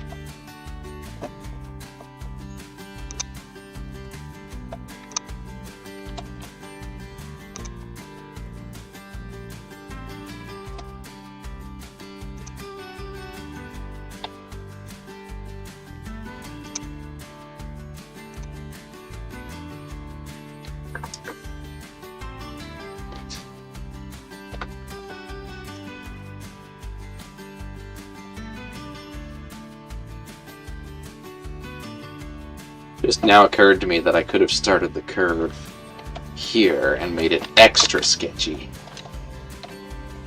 So I'm going to do that.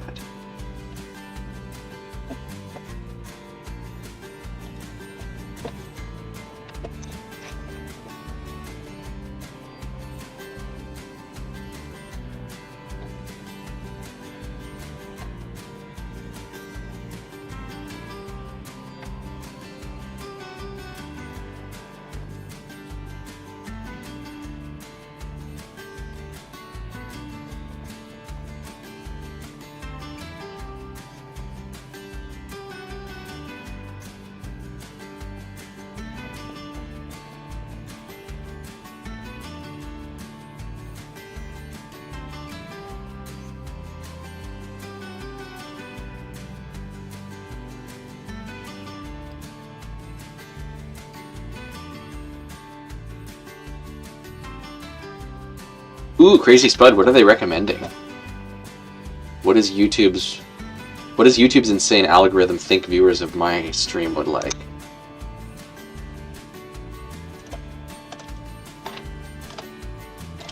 Oh, that is some diabolical curvature there.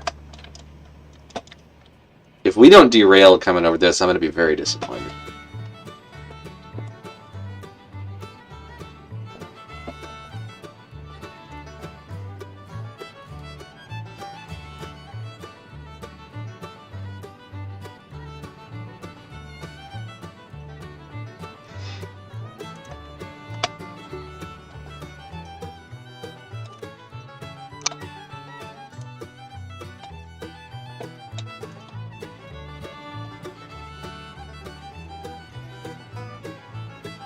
Yeah, I've noticed that Railroads Online sometimes for Shrek Fidachi is getting pranked. Yeah, you know what? That checks out.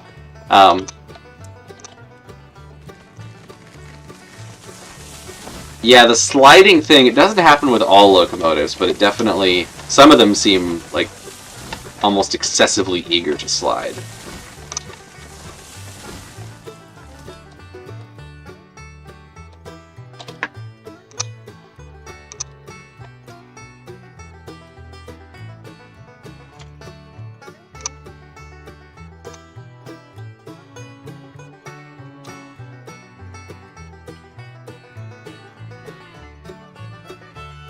I'm not really sure where I'm going with this.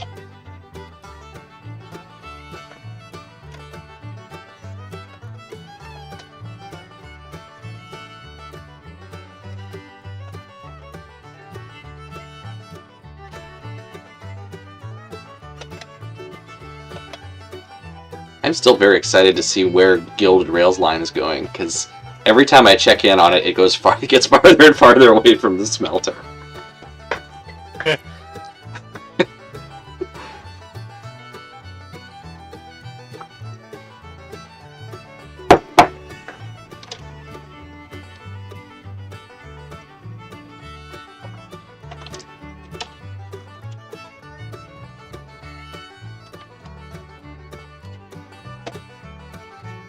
Canadian-built SD40. I don't know. This one spot here, I think the grade transition might be a little bit too over the top, or under the top, I guess. That will derail things. So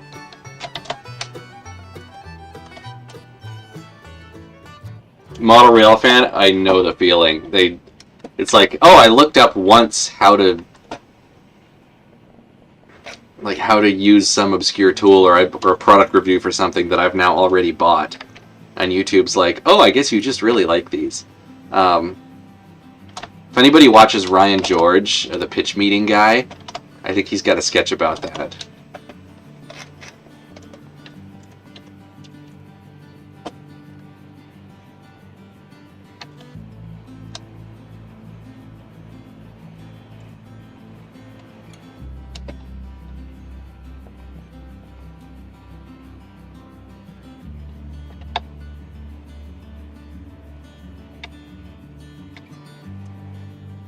Steam and Steel, I have not played that. You can ads for pants. I mean, I feel like pants are one of those things that doesn't really need advertisement. Like either you need pants, in which case you go buy pants, or you don't need pants, in which case you don't. It's not like you have to convince somebody that they need pants.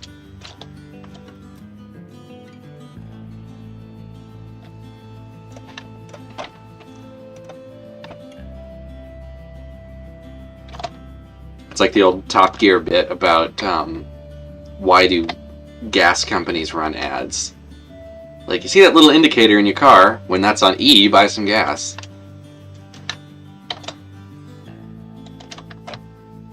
Yeah.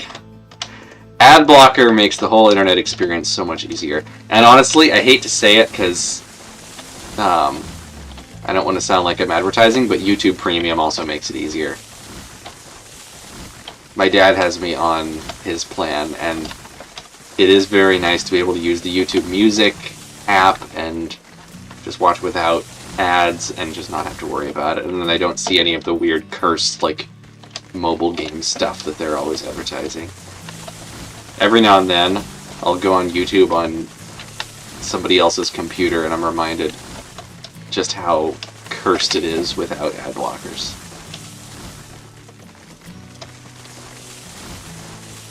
Oh, they were premium pants. Well, that makes all the difference.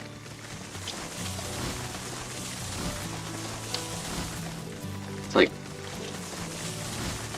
the inventor of pants has announced Pants 2.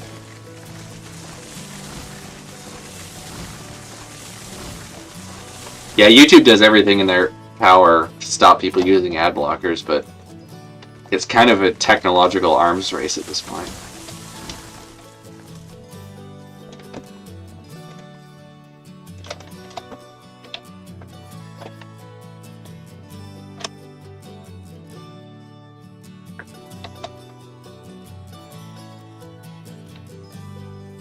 Oh, I hate how much they constantly push the AI stuff.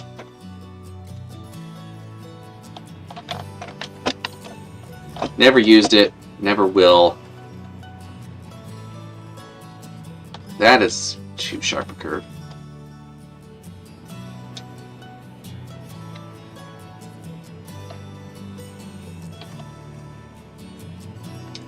The number one is the default little porter, Betsy.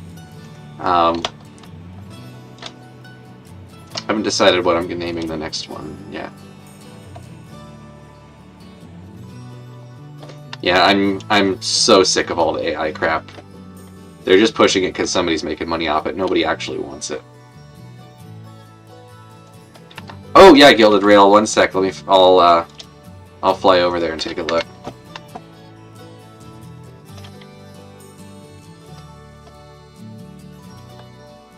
That's good.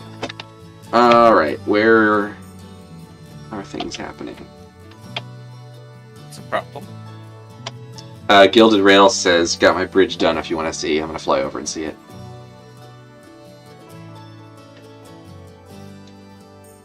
Yeah, damn Clanker's messing up my viewing experience. There was a video going around of a train, I think in Florida, running over one of those AI delivery robots. And I was like, you know what? This is... I find this more satisfying than I should. Wow, look at that. All the stonework and everything.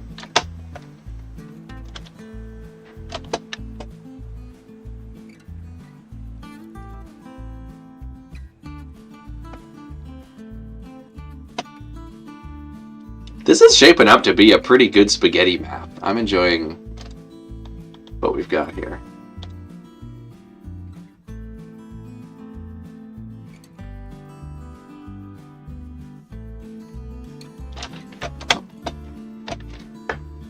Fly up a bit here.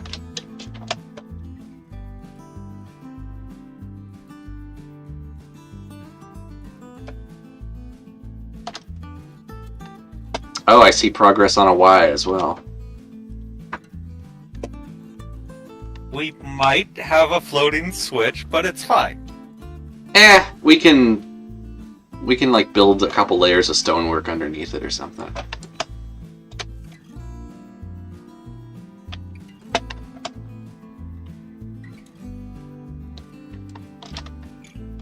I forgot we just left a Betsy in the middle of the bridge there.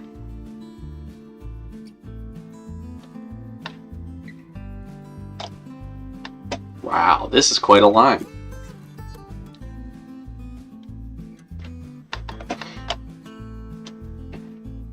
I like the bridge over the river here. Yeah, Feather River route, definitely. So, you'll forgive me asking, but where is the other end of this going? Is this eventually going to the smelter? And while we're at it, I guess there's not really any need to connect it to the Iron Mine line. Hey, Quentin!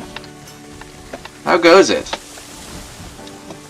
Remind me one of these days to ask you about those Model Power Tender Drive 460s and 280s. Somebody was mentioning those in the last stream.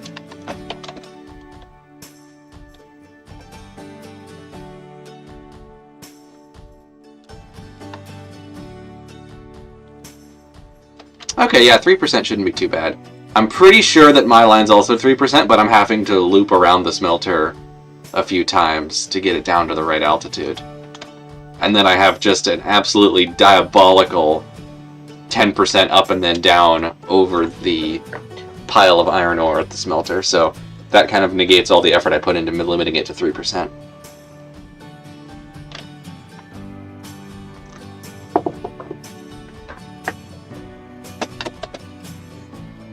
I'm glad, Quentin. Hope you had a good birthday.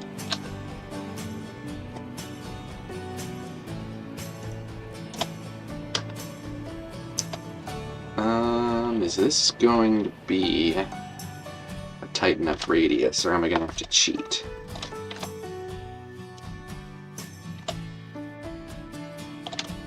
I think I might have to cheat here and make the radius tighter.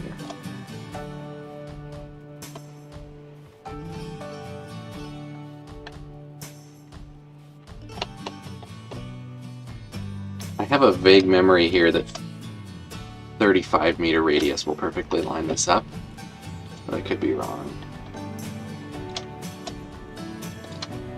Well, it's pretty close. Probably close enough. Nope, that made a weird curve. Oops.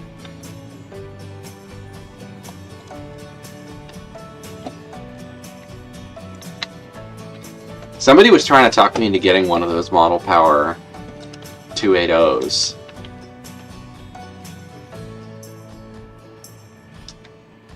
Railway engines. You're talking about the Railroads Online save or the model railroad? The Railroads Online save, I mean, we're kind of just goofing around. I'm not really nailing it down to a specific era, but if I had to pick, I would say like 1890s. The model railroad, I see it as like a tourist line sometime in the 90s where they're running steam, but ooh, what happened there?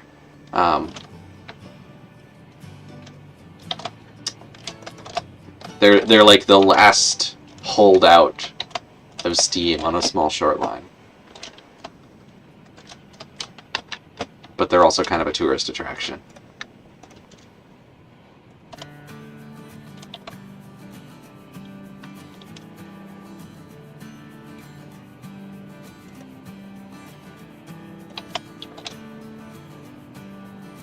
Oops. Okay. You saw nothing.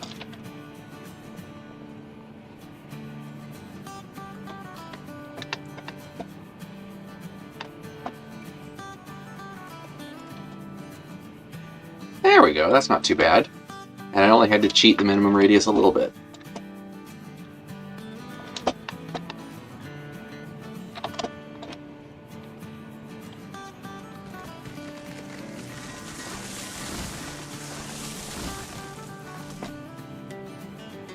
The one thing that I'm still kind of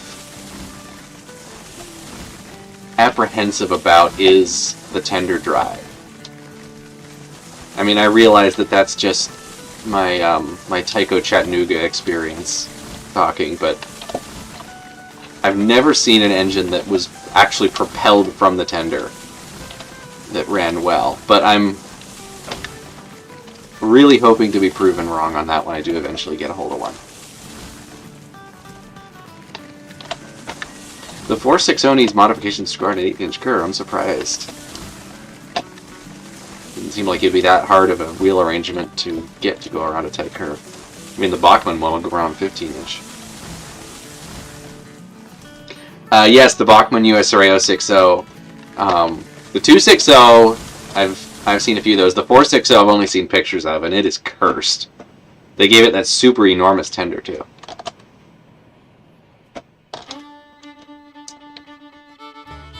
Gordon, I think it would depend on where in the States it was set. Like, if it was in an area that the Pennsy served, then probably a K4, but anywhere else, probably a USRA Heavy Pacific.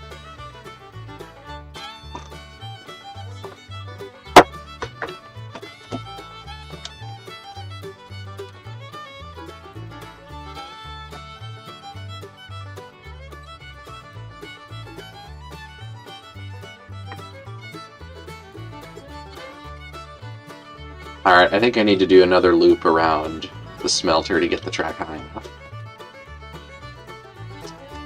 Emily, yeah, I could see Emily as an Atlantic. I guess the US didn't really have an equivalent of the Sterling single.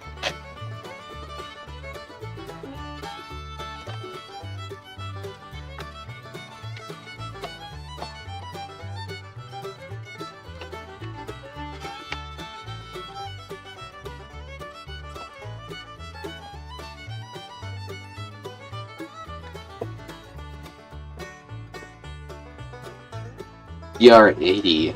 Isn't that a German locomotive? Is it even... Yeah, I think I agree about the round firebox. Pennsylvania 422. Okay, I gotta look this up. Pennsy built some weird stuff.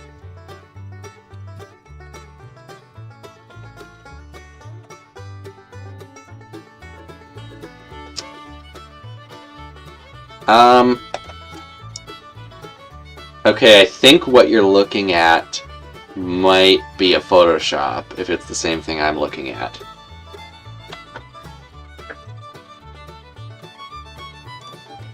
Like, Woo! It's Railroads Online in Railroads Online. Is this what you're thinking of? Because that's a Photoshop of an Atlantic. It's adorable, and it's kind of funny, but it didn't exist in real life.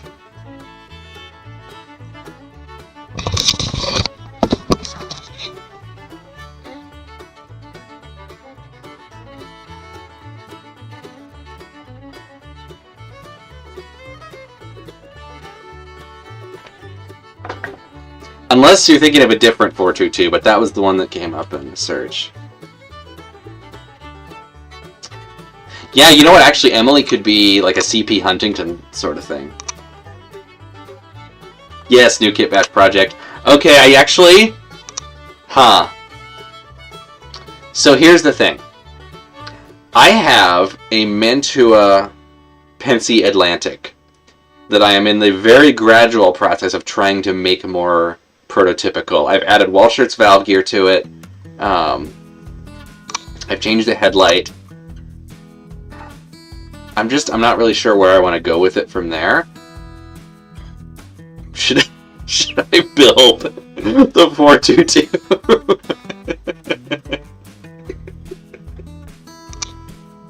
Yeah, Atlantics are super cool. Honestly, if you want a cheap, good running Atlantic, get one of the later Mantua ones. They're not super detailed, but the later ones with the can motors run really good. They pull pretty well. Let me grab mine, actually.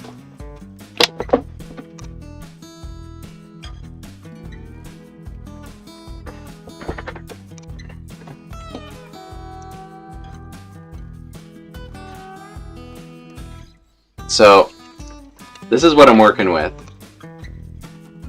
I need to change the number because it has 67 in it, and that I cannot abide. Quentin, yeah, an Atlantic Kitbash would be so much fun. We should actually do that. What if we just, like, cut this? Only thing is, we'd have to really shorten the main run. I don't know.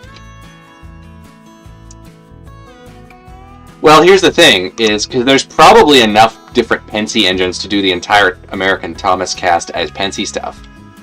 But I feel like it doesn't quite work to have only some of them be Pensy. So, Crazy Spud, I'm originally from California. I've lived in various places up and down the Pacific Northwest. I lived in Canada for a few years when I was going to film school there. And I've now moved to New England, but I consider myself from the Pacific Northwest, pretty much. But I am originally American, although I have citizenship in both countries. See, the other option for this is I just sell it. Because there's probably somebody out there who would want this in its current form more than I do. I don't know, anybody in the chat want to buy a modified Mantua Atlantic? It runs really good. Is it? Yeah, it's got a can motor.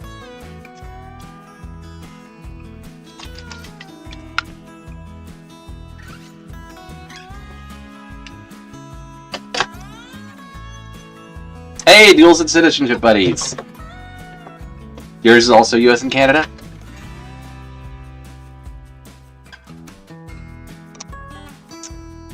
Henry... I feel like Henry would be... Oh, S. Carlos Railfan, you would be interested. Send me an email at redoaktrains@gmail.com and we'll talk. I'll send you some pictures of it. We have a Y. Oh, excellent. Oh, nice, Ricardo. Yeah, I guess Thomas did have kind of mixed prototypes. Duels and citizenship with France. Interesting. France and what else?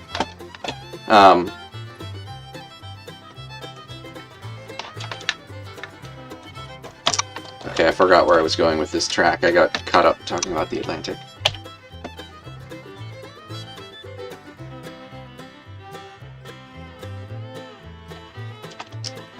Okay, yeah, I think I'm just going to kind of keep going with the loop here. 3% up.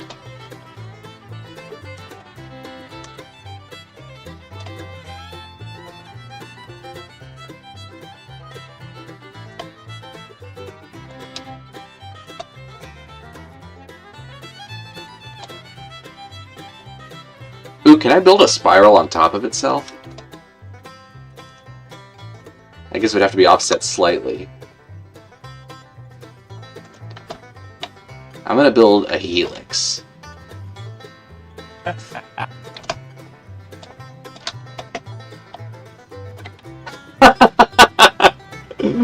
Oh, what have I started with the Atlantic thing?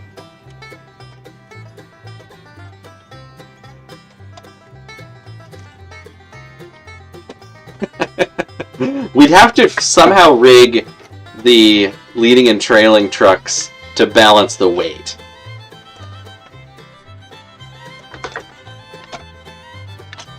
What in the... Okay, hold on.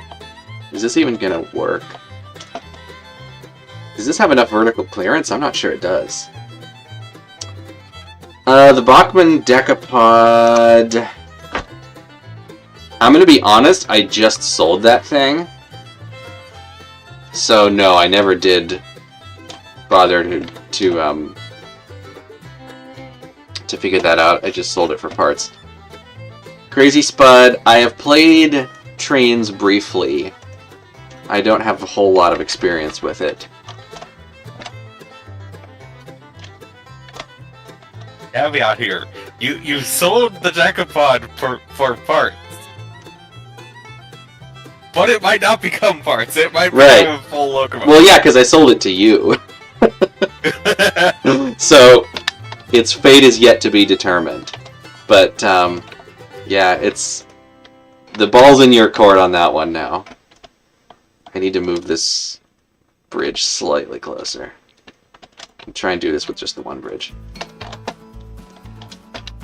Although I will admit, if I do end up making it the locomotive that I thought of, that I told you about, if I do end up making it that, and eventually want to do a video on it, you're welcome to. Yeah, we could definitely do that. I have plenty of locomotives that if you ever wanted to do videos on, you could. We should definitely try and figure that out.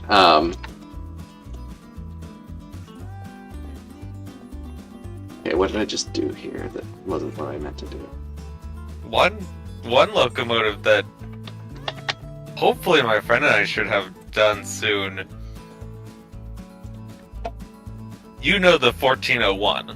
Yes. I have one of the Rivarossi models, and we're currently... We just put a can motor in. We're gonna be putting DCC sound and LED lights and stuff in it soon. Awesome. Crazy Spud, buy parts off the Bachman Parts Department and then build a steam locomotive. I've actually thought about doing that. The only thing is, because the price markup on the individual parts is much higher than the full thing, I would basically end up just getting a Bachman locomotive, but more expensive for no reason. So, unless it's something really obscure, I probably will not do that, but I have been very tempted to try. That would be an interesting idea. Because, I mean, you can look at the parts diagram and see what all of the numbers are. So it wouldn't actually be that hard. I mean, what might be hard is finding a model that they actually have all the parts in stock for, because they seem to never have more than like half of it in stock at any one time. Like I was looking for a G-scale big hauler chassis for a Kitbash I'm thinking about doing, and they don't have the anniversary edition ones anymore. They only have the one with the plastic side rods.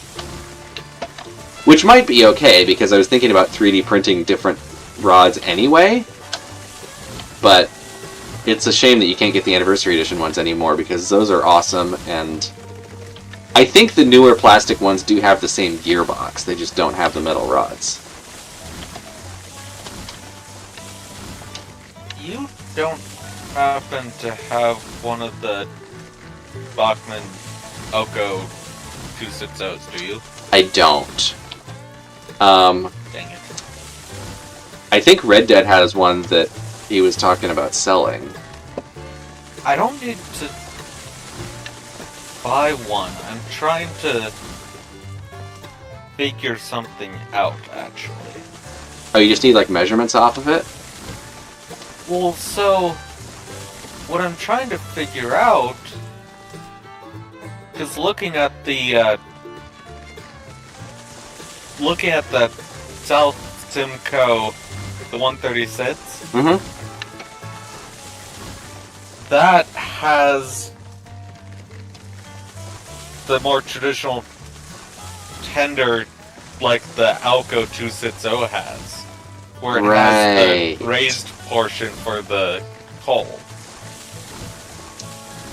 That So tender... I'm trying to think if a 260 tender would work with a modernized 440.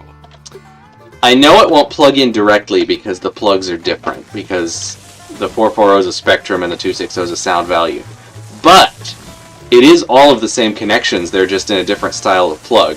So with a little bit of soldering, or frankly even just pulling the actual pins out of the connector, I think they're the same size, It's just all one connector instead of two separate ones. I think it would be fairly straightforward to make that work.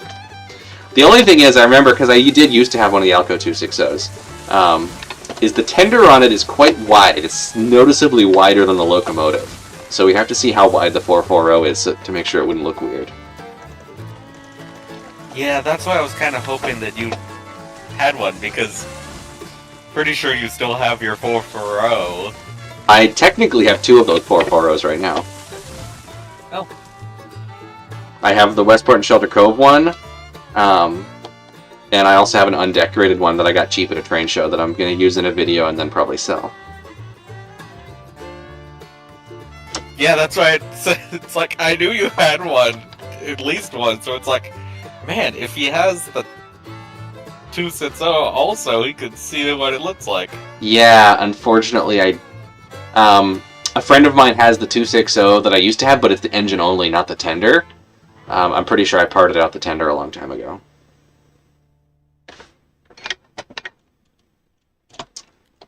I'll have to... Alright, so here we have the Smelter helix. And now I gotta figure out how to connect that to the line that I already built.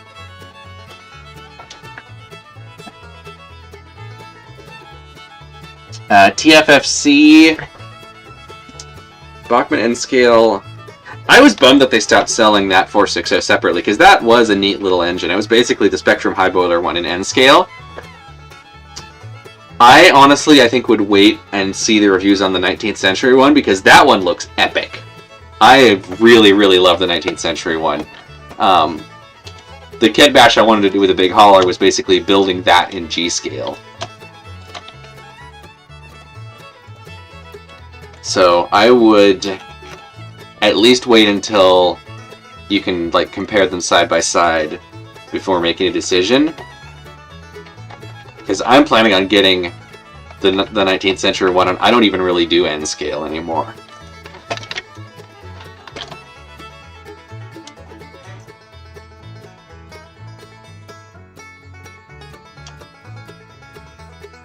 Model Railpan, if you want a Spectrum 440, I do have one that I'm thinking about selling.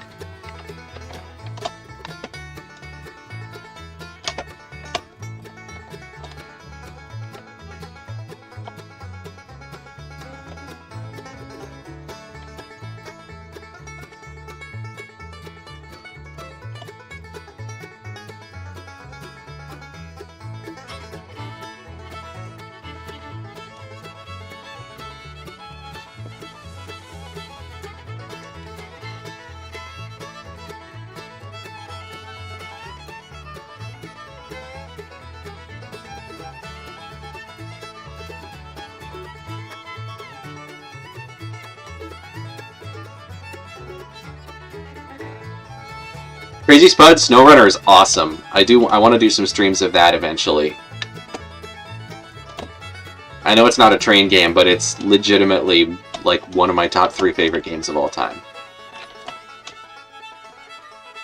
TFFC, I need to see what I have in N-Scale, because I want to save some of it to run with the 19th Century 460 when I get it. But I definitely have some N-Scale stuff that I won't need, that I might sell.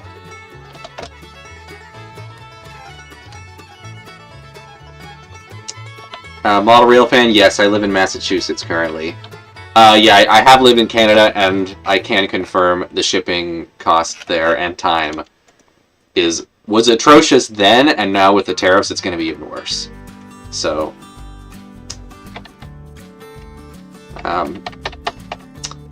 yeah, that sucks.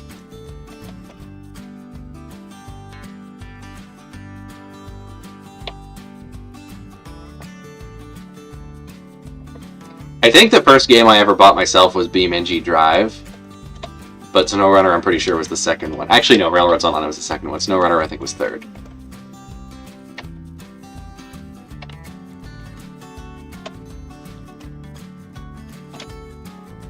But like those 3 I probably have more playtime in than all other games put together. Especially BeamNG, I've played so much of that.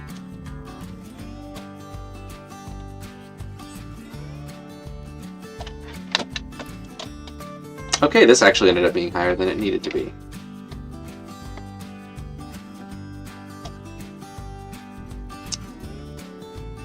Ricardo, yeah, let me check if Railroads Online is still on sale. I don't think it is, but it will probably go on sale soon. I wouldn't pay full price for it, but if you get it like 50% off,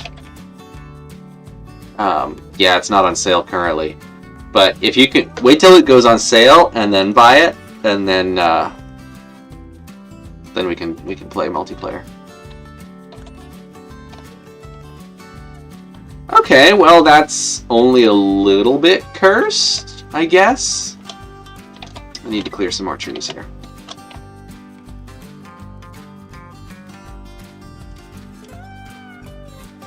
It is still on sale?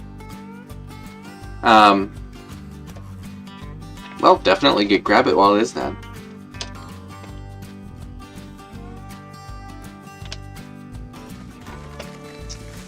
Yeah, I mean, I got it on Steam, so yeah, if it's like $15, definitely get it. I think maybe it's just not showing for me because I already own it.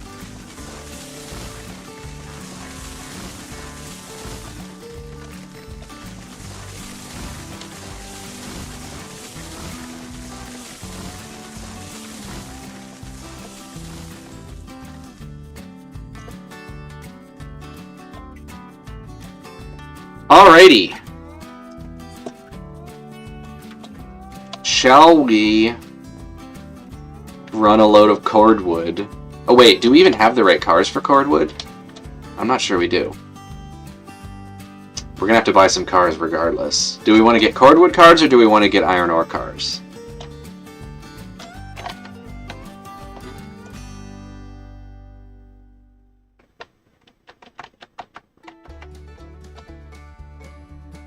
Oops. Tea and moonshine? Yes, I love tea and moonshine. I think I accidentally closed the tab that had my Discord call in it. Hold on.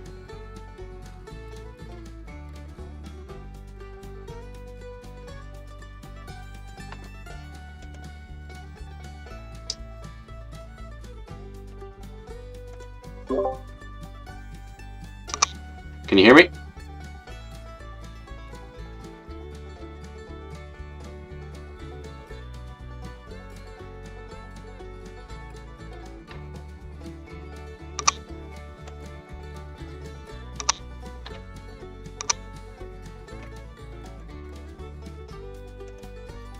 Ah.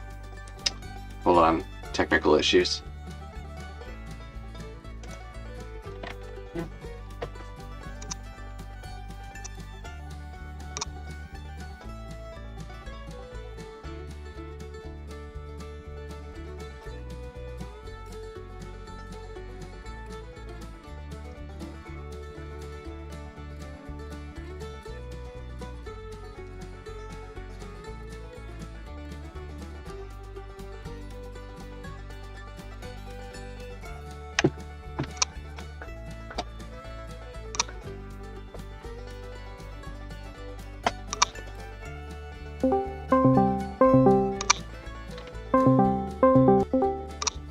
Hello? Welcome back.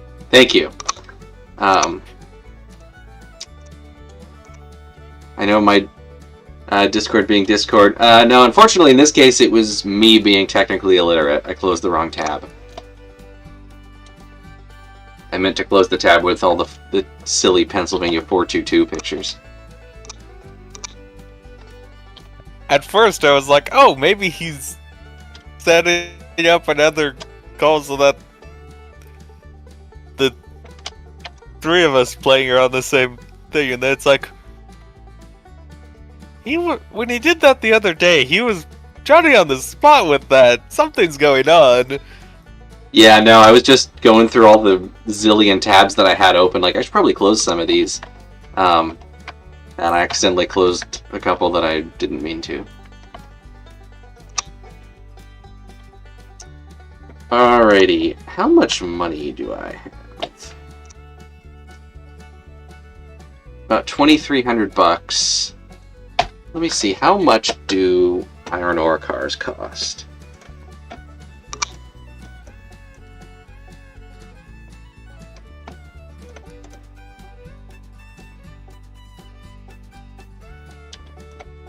$750 for the EBT ones, or $850 for the Tweetsy ones. How much are the bulkhead flats? $275 a piece. So those are a lot cheaper, but the question is how much do they hold?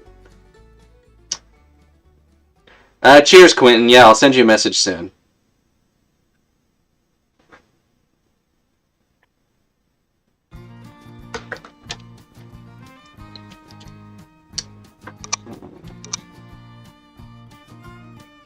Crazy Spud, yeah, I'd love to buy all cards in sets of 10 if I had enough money.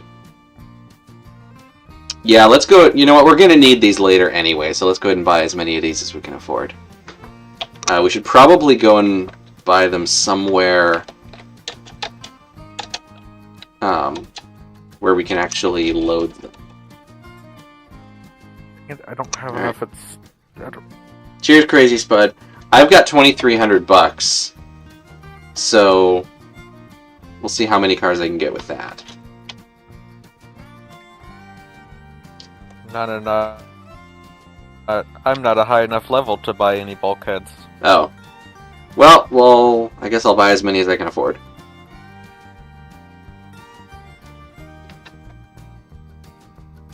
Hello, Anthony. Welcome to the stream.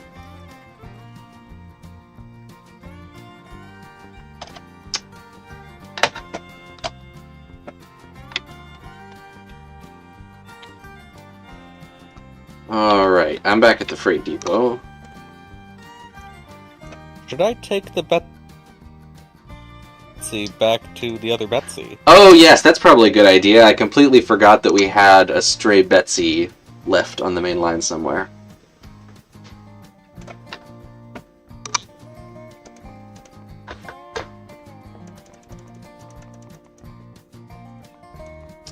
I can afford 8 of these.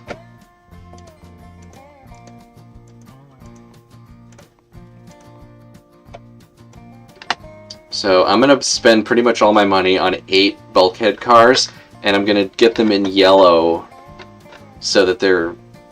because otherwise I will confuse them with the state cars.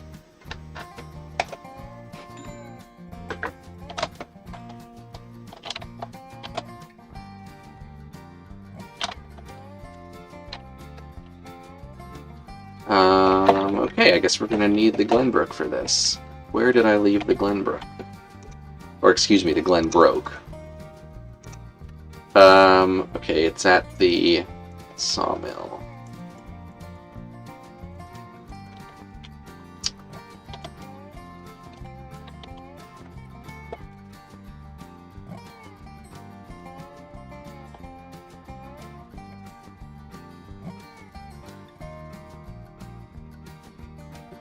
I should have just bought these at the sawmill.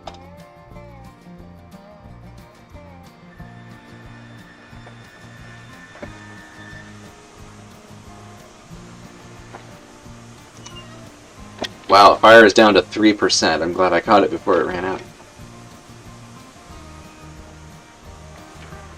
Oh, sweet, Gilded Rail. Yeah, I'm excited to go up that line. Does it go all the way to the smelter? Maybe we'll take that line when we take the load.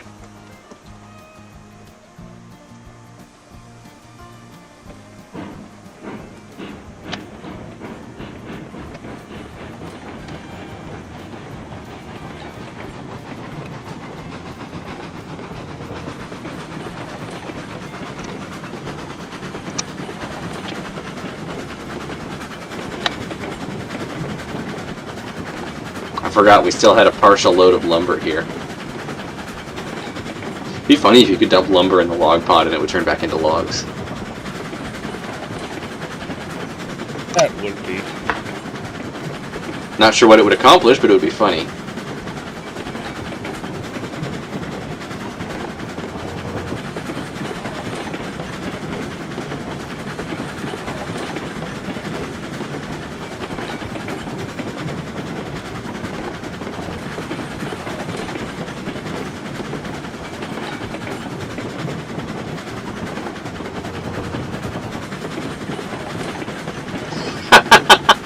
Glenn really made the company go broke. Yeah, you know what? Maybe that's the in-universe lore behind this name, is there was somebody named Glenn who spent all of the company's money on this one locomotive. That was me, obviously.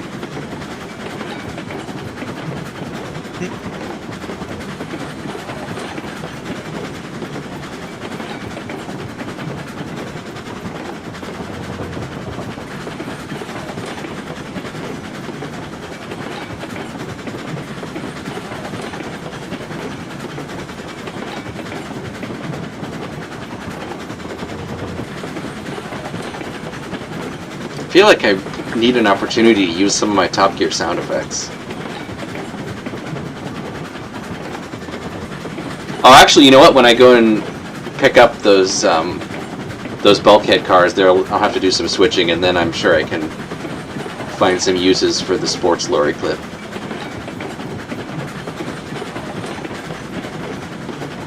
When you're in the locomotive, how do you zoom out? V. There we go.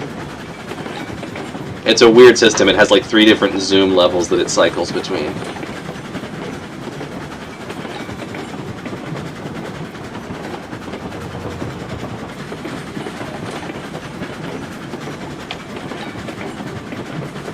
Alright, I think what I'm going to do is go all the way around the loop to turn this train around and then back it into one of these yard tracks. And you know what? While it's doing that, I'm just going to casually get off the train and let it run wild. I'm gonna move some of these cars over to make room. Don't mind me just doing the old 050 switching method. The giant hand.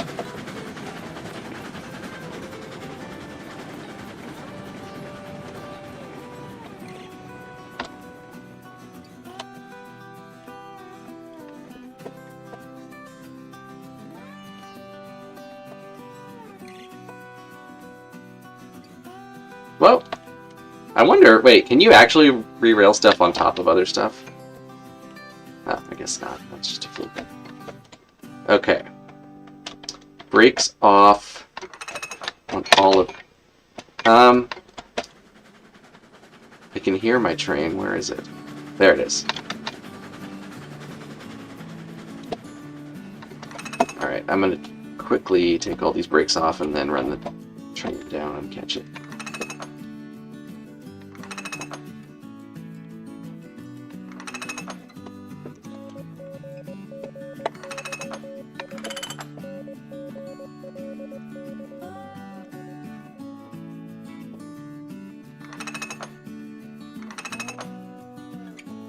Okay. Where did my train go? Boy, it's making some progress here.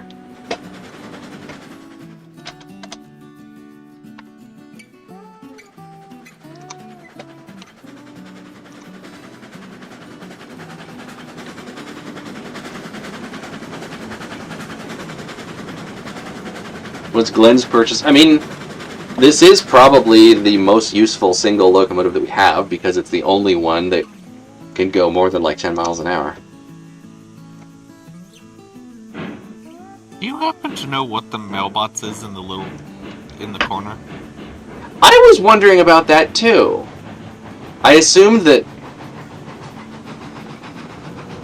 I thought it was like a Steam overlay thing, but if you can see it too, then it's clearly not. And it does look like part of the game.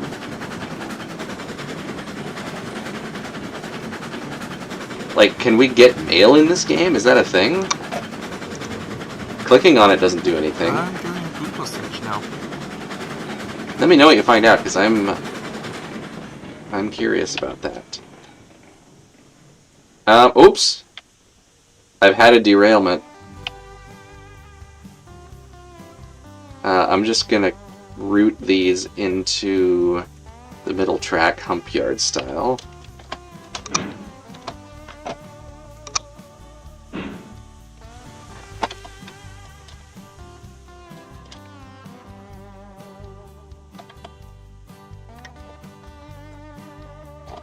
I'm also going to save the game so that we don't lose all of the track work that we just did.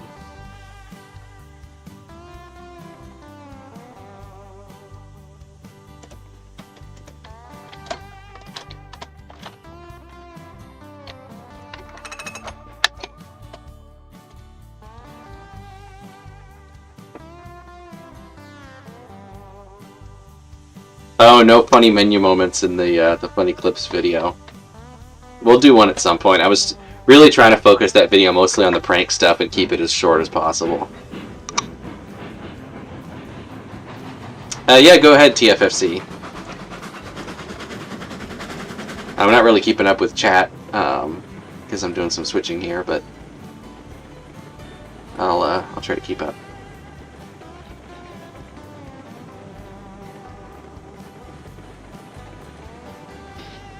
All right.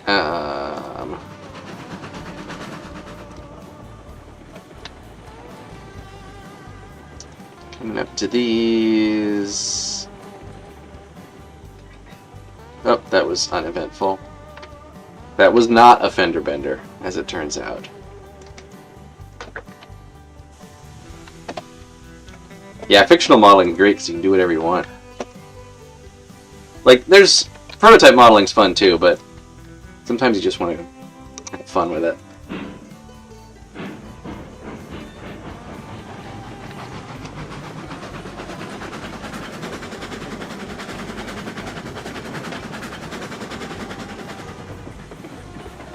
Hello, Overpowered Steam Productions. I'm only seeing one post about it, but the thing that they said on how to click on it, I cannot get to work, so I have no clue. Weird. Is it not in the game help menu or anything? Alright, I'm gonna back up to these, and I'm gonna have to time the Top Gear sound effects.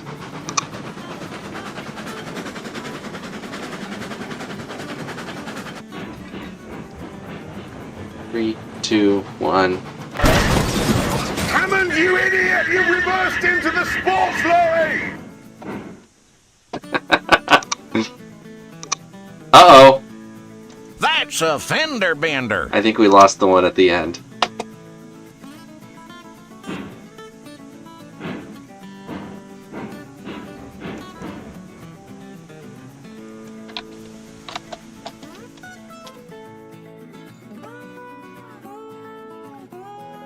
Oh, it's off the track, but we're still dragging it. I wonder how far we can drag it.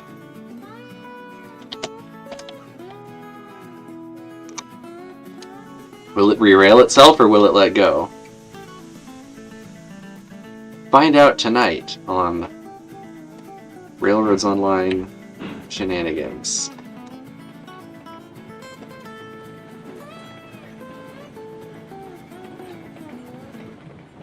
Hammond! I feel like this is a good time to use all of the Top Gear sound effects. Clarkson!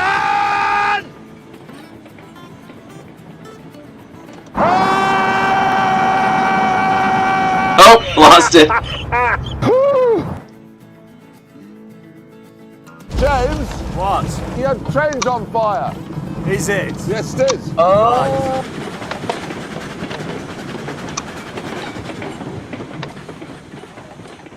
So that mailbox is the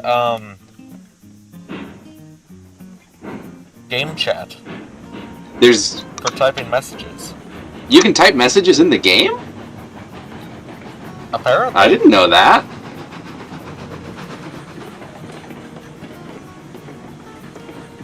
You're welcome, Overpowered.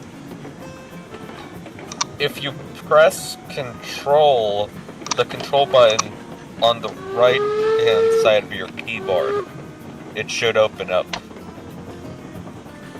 Well, look at that! Gilded Rail's been chatting in the chat this whole time, and I didn't know it.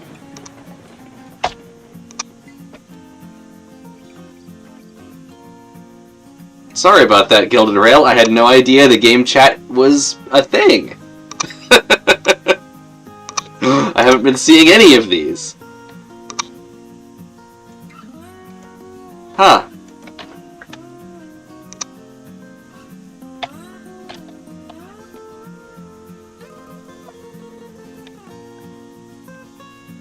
Let's see if I can type. It automatically censors the word idiot. It makes it look like I said something so much worse. What is... It just... Now I wonder what it's thinking. It just blanks it out. I think it like automatically blanks out anything that could be even slightly offensive. But unintentionally, it's like those YouTube edits where people used to like put random beeps over kids' movies to make it sound like they were swearing. Yes! It's doing that in real time with our chats. That's hilarious. Hello, BDvids. Welcome.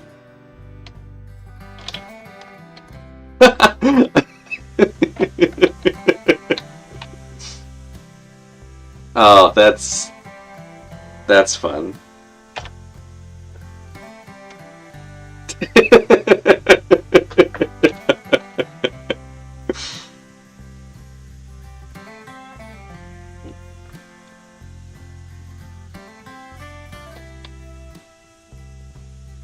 Oh, yeah. Sorry, I haven't been keeping up with chat. Let me take a look.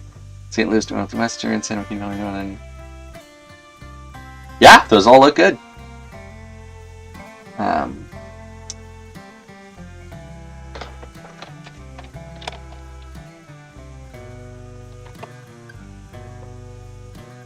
The Milwaukee Road.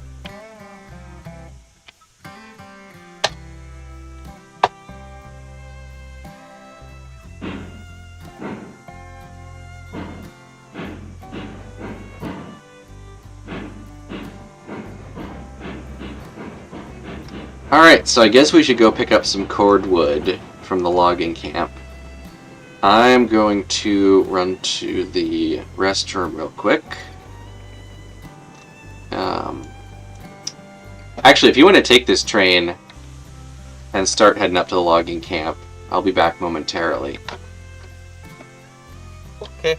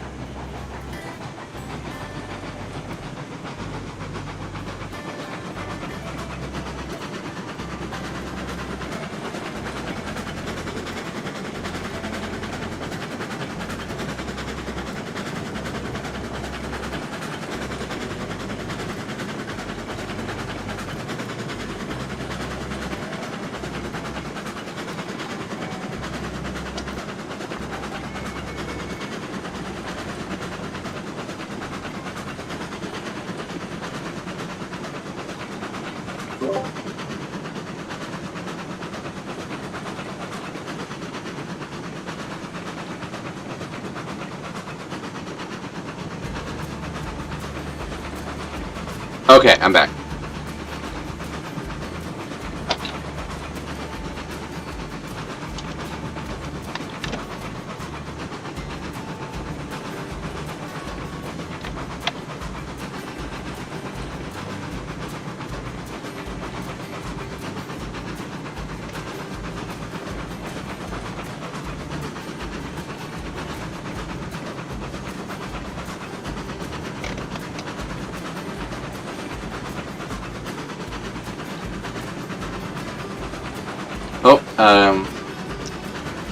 Gilded Rail is currently rebuilding the logging camp track, so we may have to pull in forwards and then back out. Hello, Red Dead. Welcome. Glad you could make it. I think I'm trying to remember which side of the logging camp the Cordwood is on. I'm pretty sure logs are on the, I want to say the right-hand side? Oh no, except we're coming at it from the other direction. So, I'm pretty sure we want... The direction that we're coming, from our direction, Cordwood is on the left. On the left. Okay, so we're good then.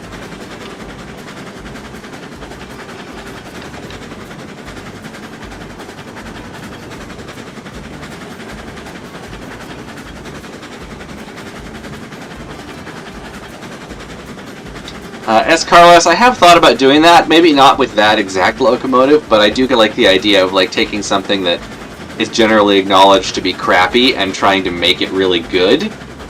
I have plans in the works for something along those lines with one of the old Bachmann Redding 280s. No spoilers yet, but that is the general idea.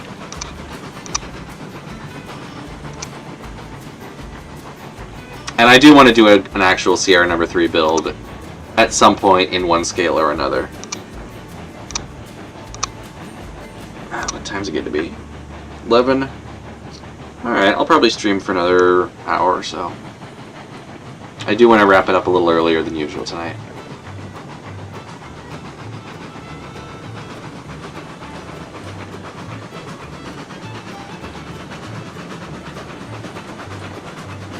Oh, he really changed it. Yeah, this is all totally different. Tonight on bankruptcy gear. Yeah, that's pretty much what this is. Oh, the lifelike tea kettle. That I might have to work my way up to, because that would be a pretty significant challenge to make even a somewhat usable locomotive. Although it would be funny to cram DCC and sound into one.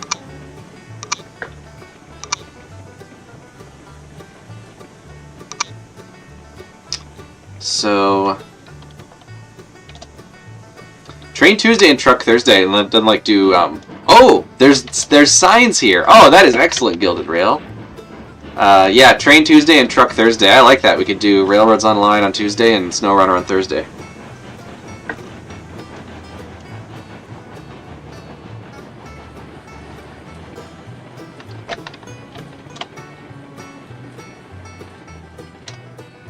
Oops. Okay. We're good.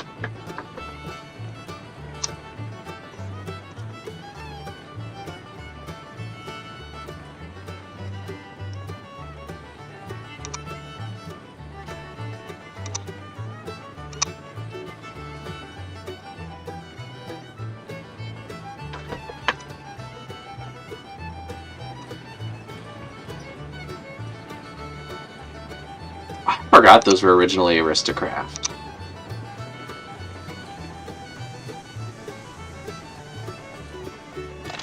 Alright, if you want to pull up by the platform here, I'll load them.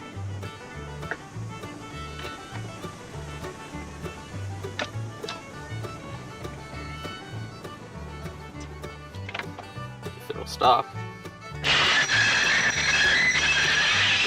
You can hear it, but that was the brake squeal sound. Can we come back a little bit? Yeah.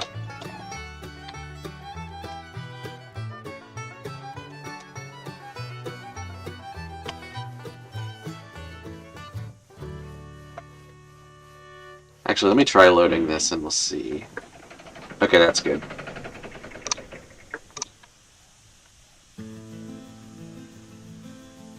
Oh, and Emma Sweeney with a big hauler. I've been thinking of trying to do a big hauler build as Rio Grande Southern 20 as it sits right now.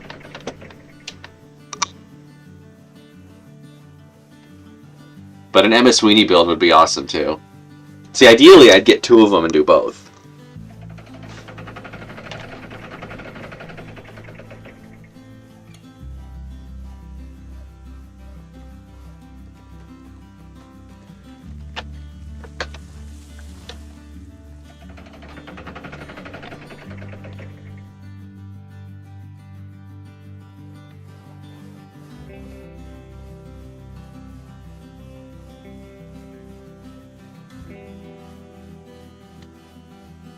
Alrighty, forward please.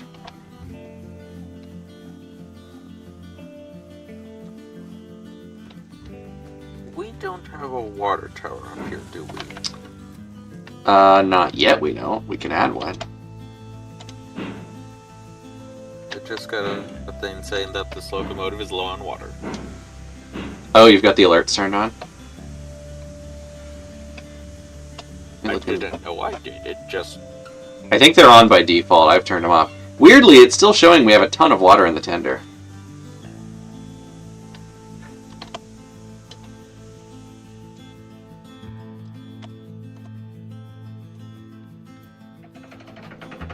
I mean, we can build a water tower, but I don't think we really need one. No, it looks like we still have a lot. How do you turn off those notifications? It's in the settings. Let's see. Options. Gameplay. Yeah, let's go to Options, Gameplay, scroll all the way down to the bottom under User Interface Settings, Gameplay Alerts. Turn that off.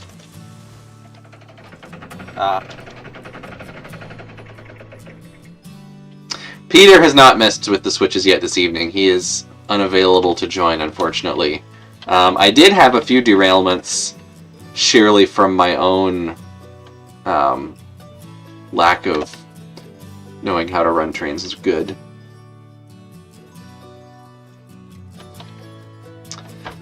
Bachmann split chassis locos, modify them so the axles don't break. That's kind of what I want to try to do with that 280.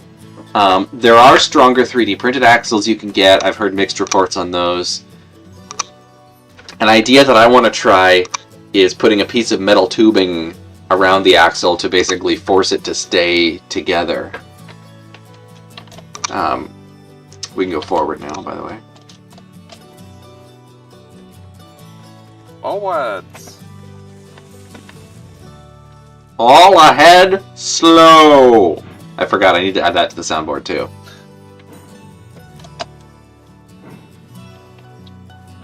Also, I can't remember who I've told this and who I haven't, but I will not be able to stream next Tuesday because I will be out of town. So we're going to have to either do it on a different day or skip a week.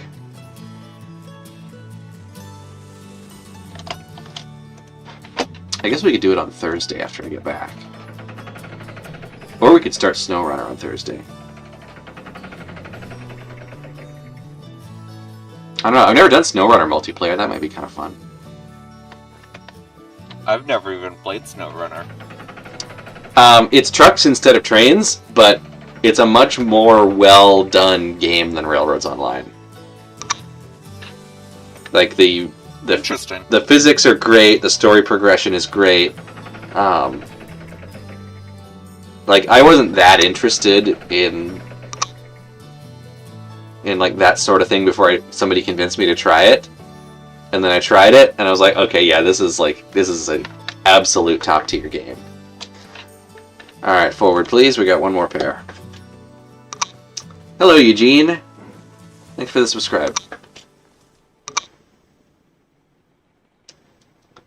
Rapido UK uses split chassis. Interesting.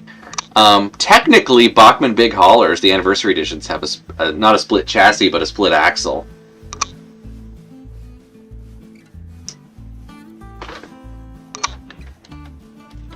Matter of fact, they do eventually crack, so I'm working on a 3D printed solution for that with a metal tube around it. They have started putting a metal tube on the pilot truck axles, which is definitely an improvement. Those also used to crack a lot.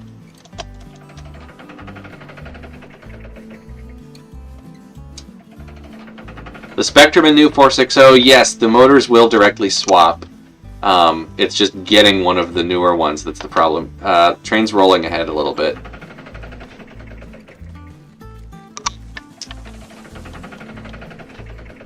And I mean, like, there wasn't anything that special about the Spectrum motor.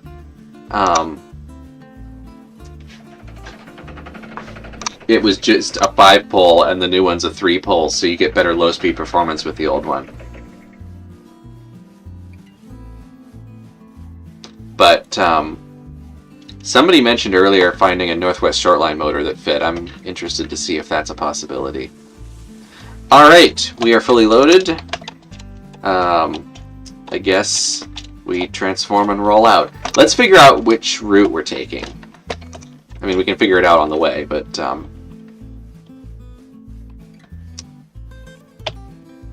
let's see. Oh, wow, we have a big loop now. Yeah. So, yeah, we can just go straight ahead. Okay, so we go down this way.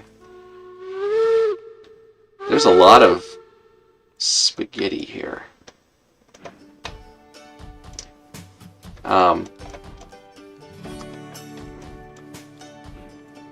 So here's the question. Do we want to take Gilded's long route to the smelter, or do we want to take my helix route? Let's take Gilded's there and mine back. Have a good night, TFFC. So,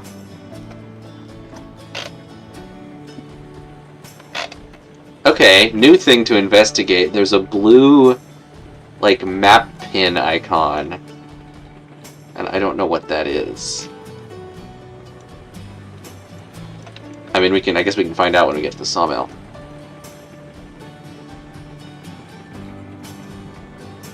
Yeah, the popcorn, I think that was one of the things that they did improve over time. Alright, so since we don't have a Y here, we are going to have to go around the sawmill loop.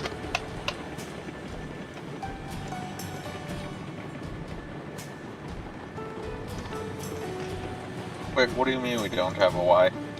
I mean, we have a Y between the freight depot, the logging camp, and the sawmill. We don't have one between the logging camp, the sawmill, and the iron mine. So we have to go to the sawmill, go around that loop, and then go out towards the iron mine. Oh, cool, a yard. That'll be super useful.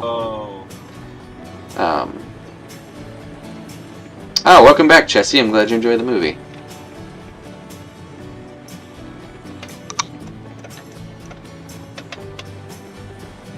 Are we all on the train?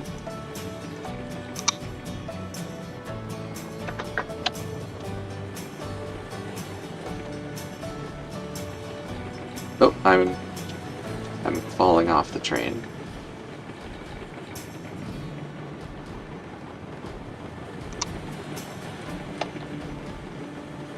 And I've now completely fallen off the train. I'll just run alongside. Thankfully, well, even not in flying mode, I can still run very slightly faster than the train is moving. I can also slow down. Nah, don't worry about it. John Railroadson needs to get a exercise somehow, I guess. Actually, no, you know what? Exercise is overrated. I'm getting back on the train.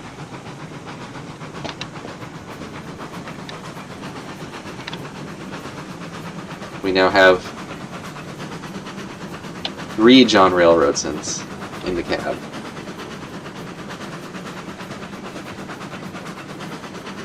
John Railroadson? Meet John Railroadson and John Railroadson.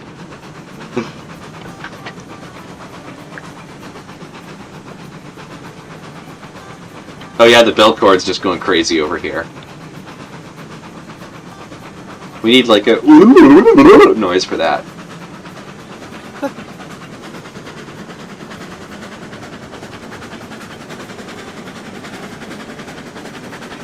The Polson Logging Company 282 is using the Athearn 280. That would be interesting. The drivers are a little bit large and the wheelbase is a little bit long.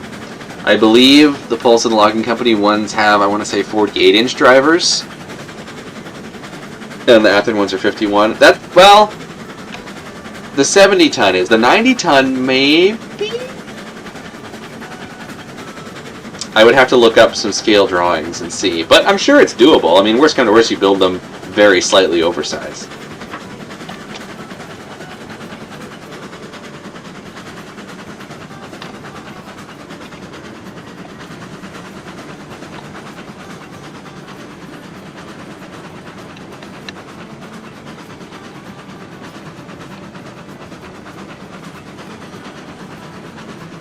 Olson Logging number 2 has 44-inch drivers. Yes, that's a 70-ton. That's the same size as California Western 45. It's basically an earlier version of the same design as 45. It's got Stevenson valve gear, a couple other minor differences. I think the drivers are I don't know, does 45... I think 45 has 48-inch drivers. I could be wrong on that, though. They might be 44. So yeah, we just go around the loop here, and I'll look at the map and set the switches.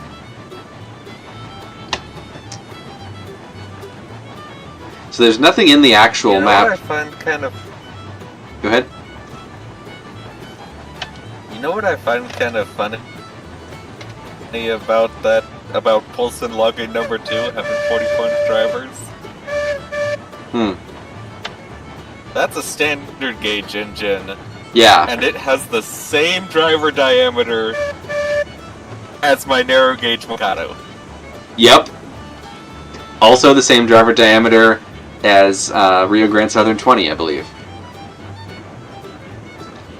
Model Railfan, the Spectrum Shay, I did install the new gears. I was not super happy with how I did the install. I think I didn't quite do it right, but I got so sick of dealing with it that I just sold it cheap to somebody else who's going to do it properly.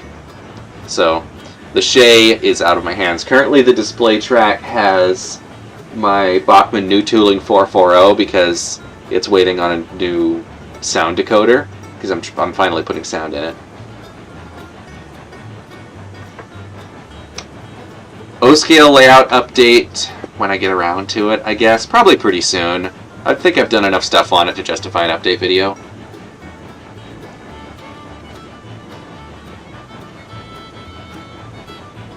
I did build a really cool custom control panel that's mostly 3D printed, so I should do a video on that.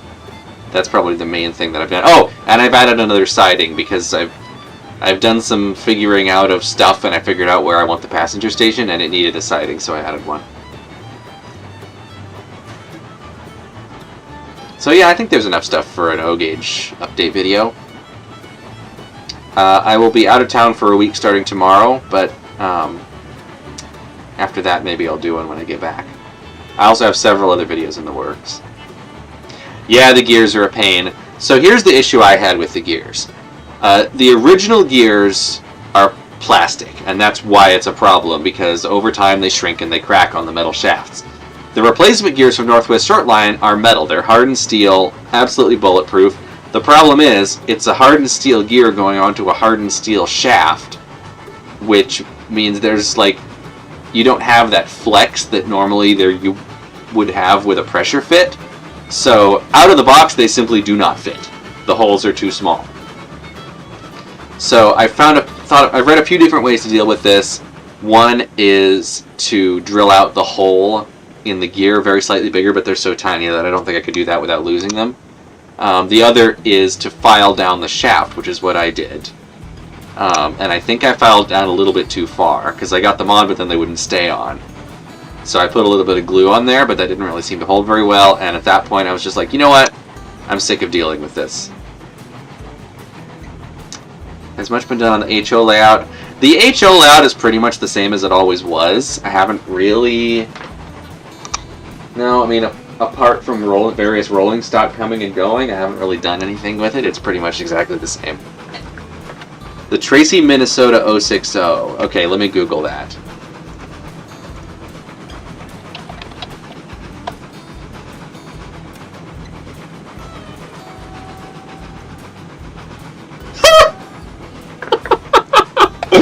Oh my god, it's the lifelike, the stupid lifelike Old West thing in real life. With a giant stack that would like get taken off by literally any overpass. And the huge cowcatcher. Was this in a movie or did they just do this for fun? The giant stack and the tiny little headlight. Okay, Google...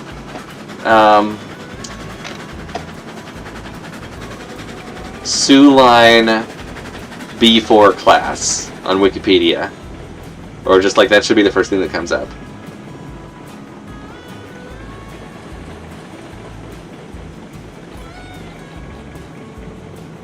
That is profoundly cursed. I love it.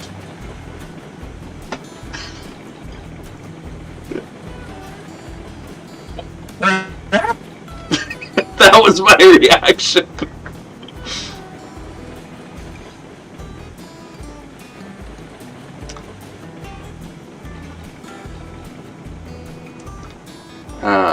That's Carlos Rail Fan. Oh, the pizza cutter flanges. All I did was hook power to the motor and spin the wheels and very gently... I used a Dremel cutting wheel at first and then I used a file to kind of help smooth them down.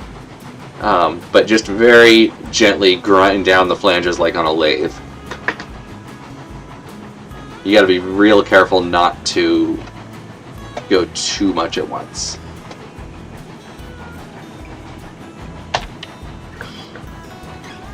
Oh, highball in the yard! That's the other sound clip I need for the soundboard.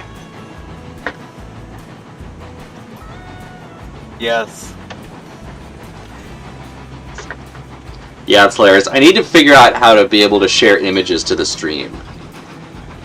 Honestly, I need to do a cursed train stream like the ones Heist does. Because clearly, I don't think he did that one, and so clearly there are cursed trains that I have not yet seen. Maybe that should be... Maybe I should, like, present that as, like, homework for the chat. Find the most cursed train pictures you can and email them to me. I have not added the dunk sound. That's another one I need to do. I've added a bunch of Top Gear sounds, the SpongeBob Foghorn, and the Bad to the Bone riff. I'm not even sure what I was going to use that for, but I have it. How much stack do you want? I can choose? How much stack do you want? Well, how much do you have?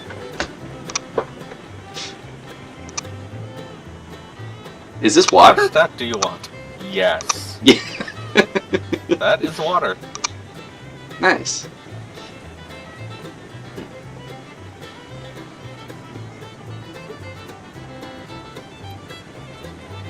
Yeah. How much stack do you want? Just keep adding and I'll tell you when to stop. Turns around and leaves. How much do you want? Yes.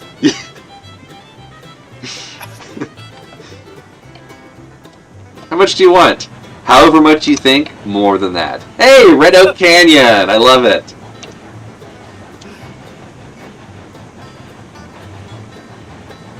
Hat. Atlas switch tracks. Yeah, Atlas, especially the newer Atlas switches I have had issues with. I did all Pico switches on my layout because the Atlas ones. The problem is the plastic frogs. If you get a good one, they're fine. But a lot of them plastic frogs sit a little bit too high, so you get kind of a bump as it goes over it, which lifts the wheels off the track, gives you pickup issues. If it's really badly misaligned, sometimes you get derailment issues. I had on my first ever layout, a 4x8 that I built. I started building when I was 12. I had it for a number of years. I had an Atlas Code 83, I think a 45 or 60 degree crossing, and that never stopped giving me trouble.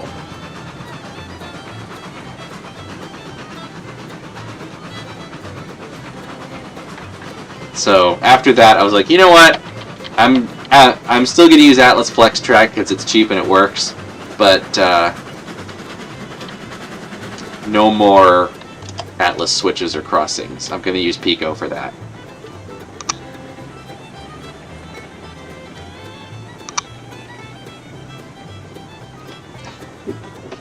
How much stack do you want? More! You want more?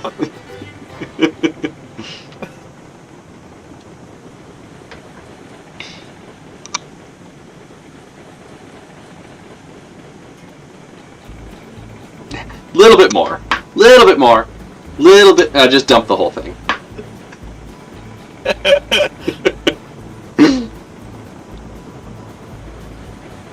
This is quite an impressive route. It is. You want some ore? Yeah, we need to run some more loads so we can afford the ore cars.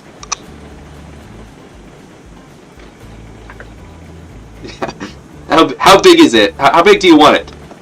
If you have to ask, then it's not big enough.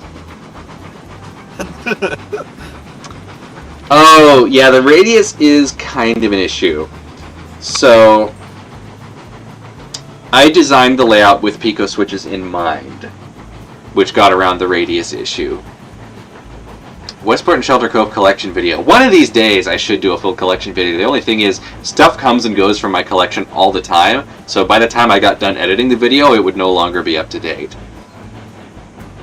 Yeah, Locomotive Stack has become the topic of the stream. Hey, you know, it's not entirely off topic.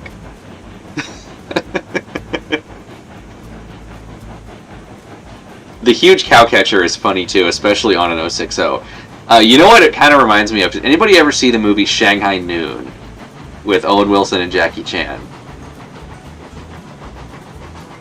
Maybe. 2002, I think. It's very cheesy, but it's a fun movie. I do enjoy it. And there's a pretty funny train robbery scene. Are those trees on the track? You may want to hit the brakes, otherwise I'm gonna have to... Holy, whoa, that is tight, but we actually... Very nice gilded rail, that got me. I was worried for a second there.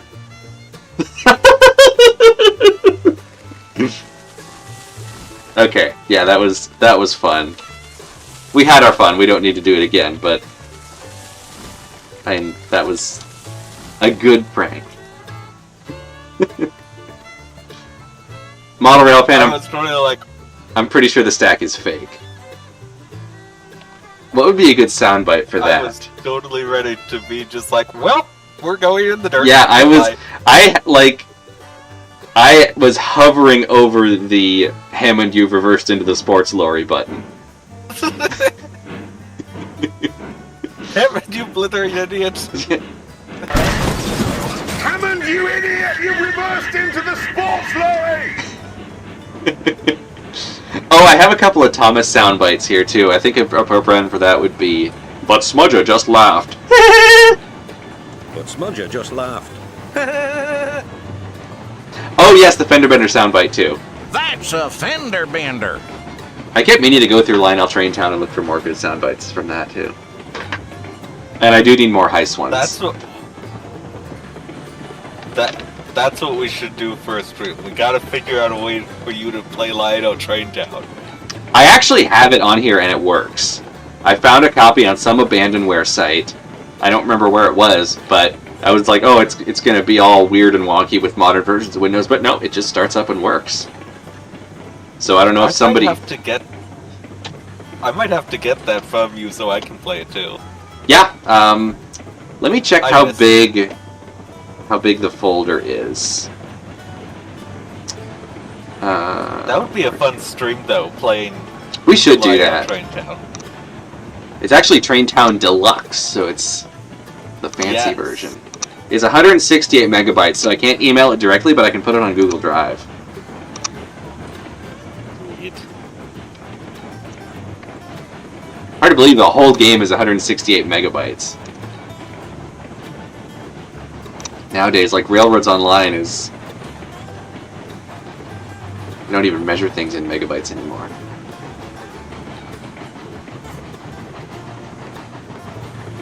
Yeah, you've caused confusion. I do have a confusion and delay button.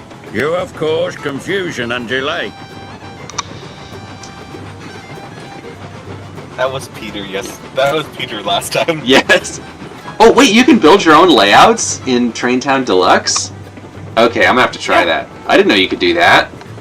I've only played it briefly. I just wanted to see the fender bender sound effect. So, I didn't comment on it, but we just went under my helix, and we didn't hit the smokestack, so I guess it's fine. Alright, this is a 35 meter radius curve because I had to cheat a little bit. And then over here, you're probably... Well, this actually might be a problem because I did the full Brio bridge treatment, and I'm not sure we can actually get up this grade.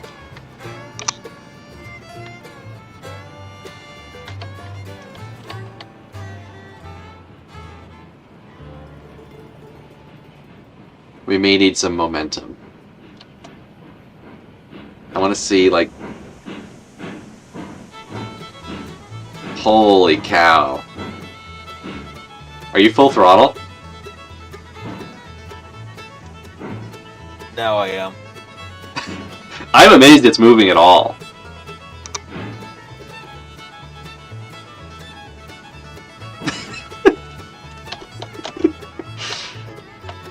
I could have built this in a way that made sense. But what would be the fun in that? So here's a thought. What if we started the grade farther back so that both the cordwood and the iron ore is up on the bridge? That would probably be a much better idea than what I did. I kind of just wanted to see if this would work. doesn't really work because I'm still full throttle. Oh, and it's not moving? Okay, so actually what we need to do is bring one of the Betsies down here to use as a helper.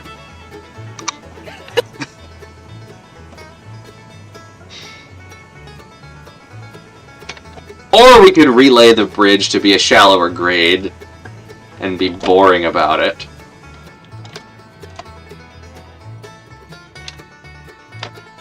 But I think it would be funnier to bring a Betsy over here to use as a helper. Yeah, the Glen is broke.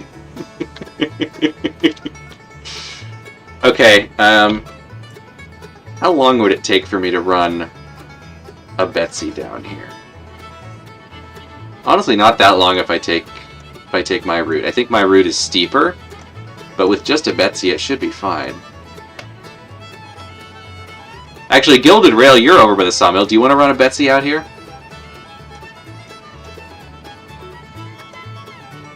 The hill broke Glen. Yes.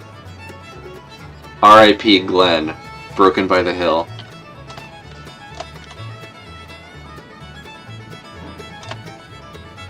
The purpose of the hill, Smoky Mountain, is because as you unload iron ore into this pile, the pile stacks higher, and eventually it'll go over the track. So I made the hill higher so we could pile it more. But I started the grade too soon, so it ended up really steep. Wait, did you actually just make it? Did it just need momentum? Backwards, but Is the brake on? yeah. Oh. Yes, the brake is on. Okay, so that's a new problem, so we definitely do need a Betsy here.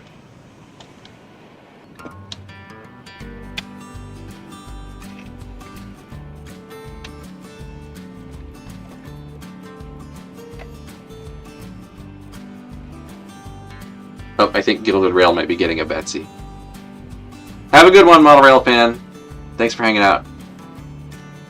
Okay, yeah, Gilded Rail's getting a Betsy. The cavalry's coming to save the day.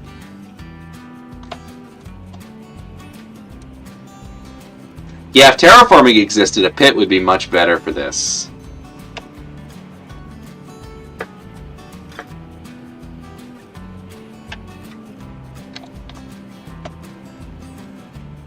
But this is funnier.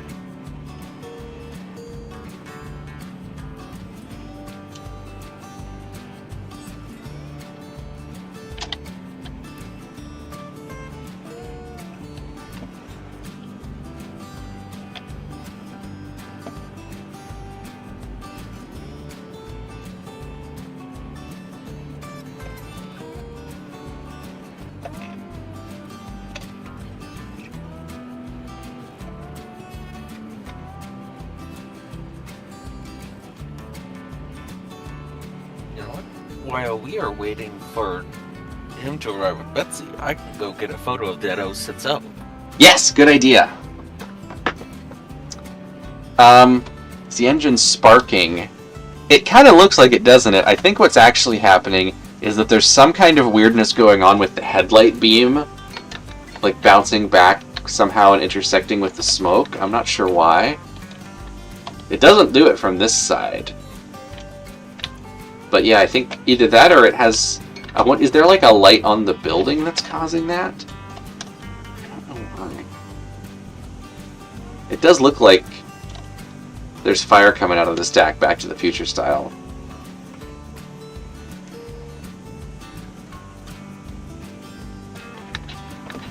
I'm gonna go...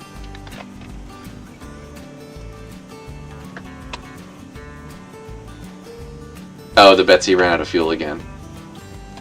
I'm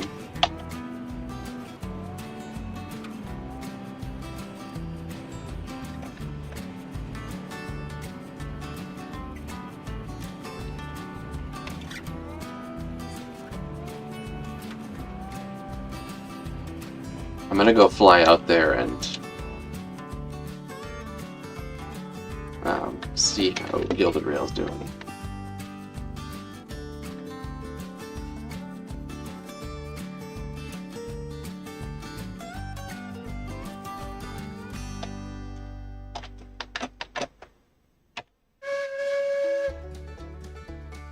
Yeah, probably would be a good idea to leave one down by the smelter. Oh, this is that floating switch. Boy, that is just... that is just held together by hopes and dreams, isn't it? Alright, well, you know what? It works.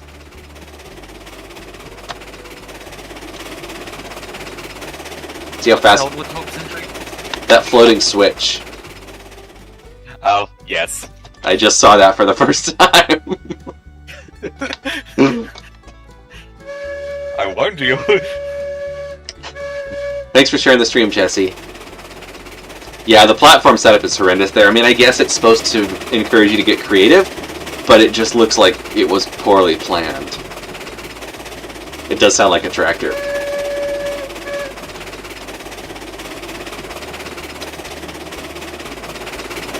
Oh, this is the second Betsy. This is the unlabeled one. This is the one that I stole all the wood out of. And it looks like all the wood is still not in it. We're gonna have to bring some wood down here.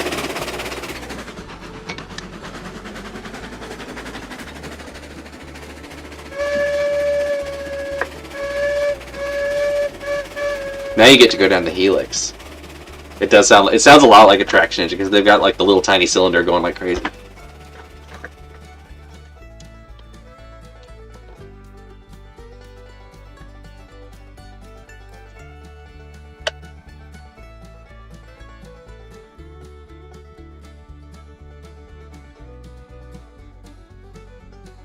I'm enjoying how living room floor spaghetti like this railroad is becoming.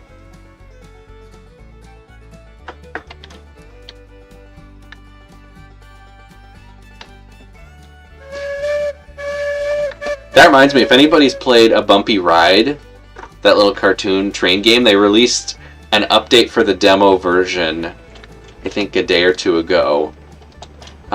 There's a bunch of new stuff. You can play multiple days now. They've completely rearranged the map. It's really shaping up to be a really cool little game. And it very much has this sort of wacky spaghetti railroad vibe. I'll have to do a stream playing that at some point, maybe when the full game comes out.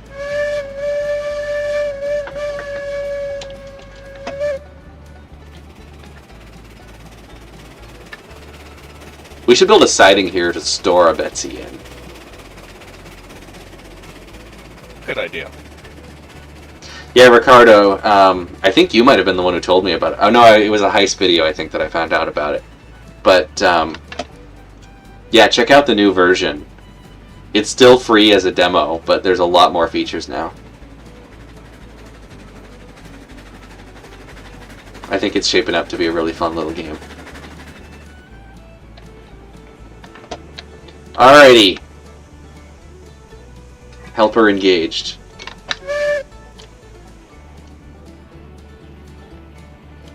Chessie, you might be thinking of the Georgetown Loop. Let me, let's keep this where it is for now. I'm gonna unload this. Oi! What? No, it's unloading on the wrong side! What? No, we just lost a whole car full of cordwood because it unloaded on the wrong frickin' side. Why? I was facing the right way. That's... I'm not happy about that. Okay, let's move forward. Oh yes, we got whistles in stereo now.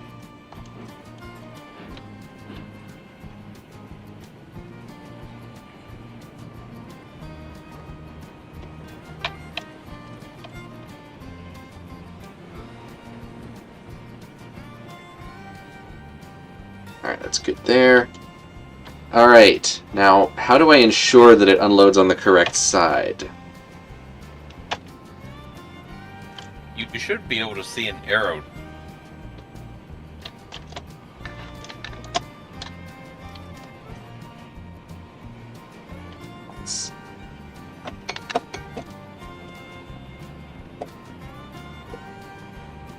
There we go. I have to be standing on the platform. Okay, well, I'm bummed that it unloaded a bunch of cordwood on the ground and wasted it. Colorado Midland. Okay, that was the one.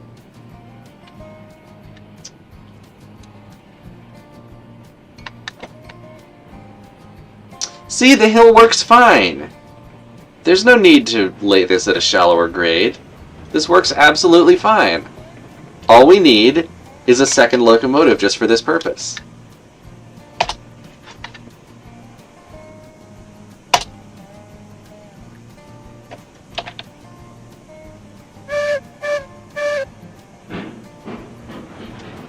And then we just need a little siding here to keep it in.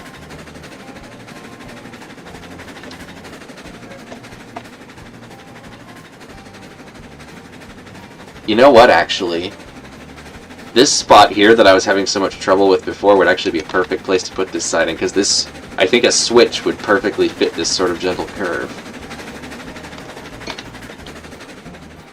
I still might eventually shallow the grades. What's the fun in that? Then it would work properly. Oops! Okay, never mind. That switch is not going to work the way that I wanted it to work. What if we shorten this a little bit?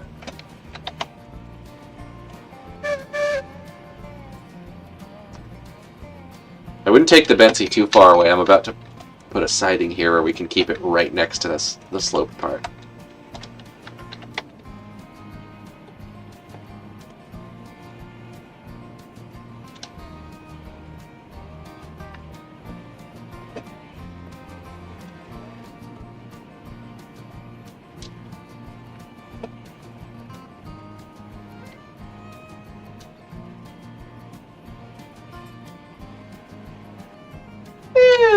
That's fine, right? A little bit of a kink in the curve there, but it's not too terrible.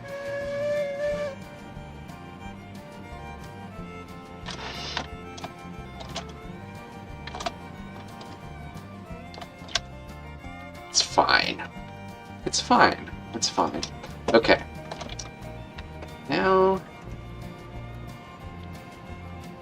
just put that there. And then, because somebody on the dev team forgot to put road bed under the end bumpers, I have to do that myself. And I can never guess the length right. But anyway, that's fine. So now we have some place to put the... hold on. That just doesn't look right to me.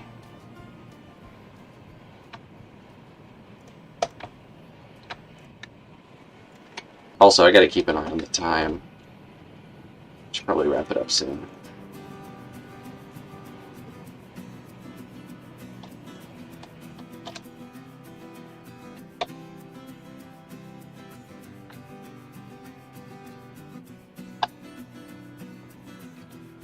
Let me know when you're ready to start heading up your helix. Okay, one sec.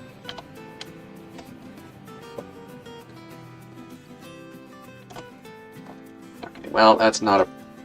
well, sorry, I'm messing with the curve in the track over here. You know what? This is fine. It's fine. Alright, let's head up the helix. I'm going to suggest that after we get this train back to the logging camp, that maybe we call it a night. Works for me. The car's going over the weird, wacky curved bridge is so satisfying for some reason. It's like a snake. Alright, I'm going to get a nice wide-angle view as we go over the helix.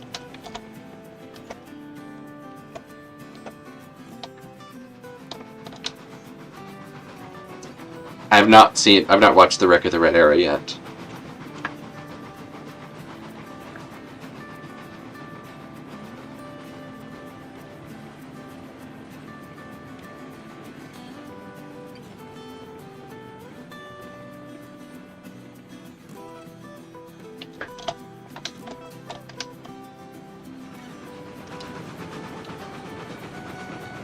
I sent you the Ositso as well. Oh, sweet. Thanks. I'll take a look in a minute. Alright, I'm gonna get on the... Oops, I just fell off the bridge.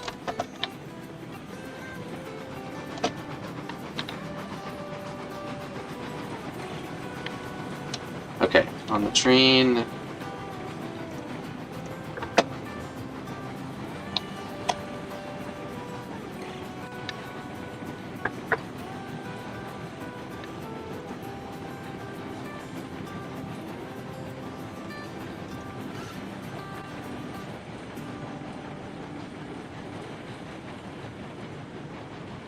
Everything else on my computer is running really slow.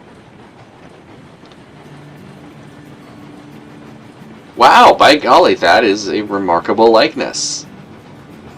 Doesn't quite have the whole driver wheelbase as weirdly far back as the Man 201 does, but that's about as close as I've ever seen in real life.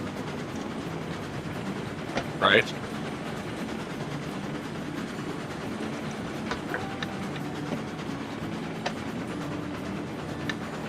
It does also kind of look like the MDC one. It fits it. It fits it well enough that it works. Yeah, definitely. Crazy Spud, I will probably buy the Mastodon eventually, but I need a lot more money and a lot more XP before I get there. Check the map. Alright, what's on the map? Oh, right, I forgot there's actually a shed there. I built another siding right closer that we could put it in. I could put a shed on that one, too.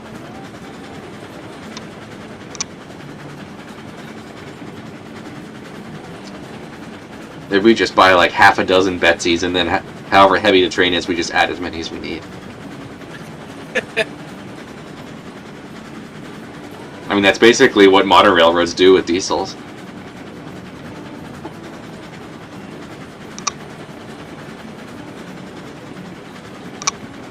This mug, by the way, is awesome. This is, it's old Star Trek, and it's one of those temperature-sensitive ones. So, when you put hot tea in it, they disappear from the transporter on this side, and they appear on the planet on the other side. That's cool.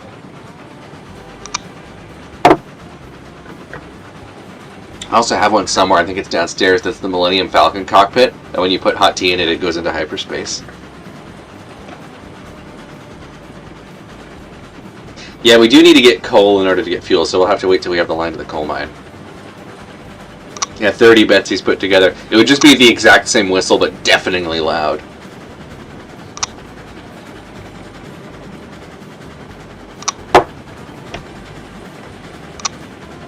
Yeah, railroad that only uses Betsies. You could probably get pretty far in this game with just Betsies if you had enough of them.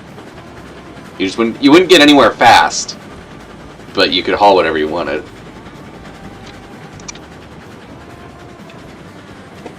John Railroadson standing right on the very edge of the flat car because he likes to live dangerously.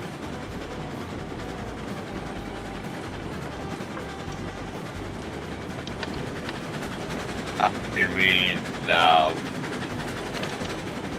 I could tell you some stories, or actually, I could send you some videos.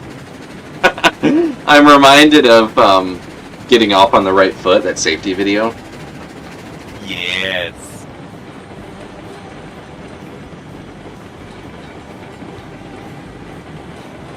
I'll have to send you a couple videos later. Yeah, definitely.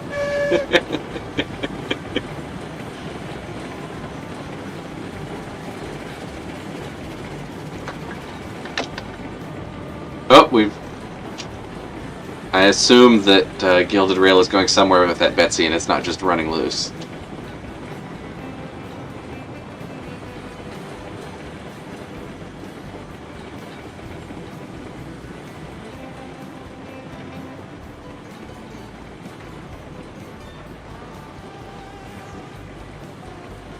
Be funny if, like, if you go deep enough into the unexplored forest of this game, there's just, like, wild Betsies living in the underbrush.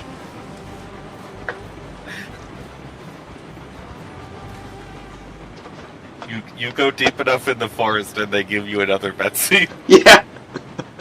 Well, the thing is, with SnowRunner, you can actually kind of do that, because a big part of the game is finding abandoned trucks in the woods, and then you can tow them back to your garage and sell them for money. That's like the quickest way to make money in SnowRunner. Is there's websites where people have like made notes of where all the hidden trucks are in the map, so you can just drive straight there and find them. Do you have to sell them though? No, you don't have to. You can use them and to haul stuff. But I find a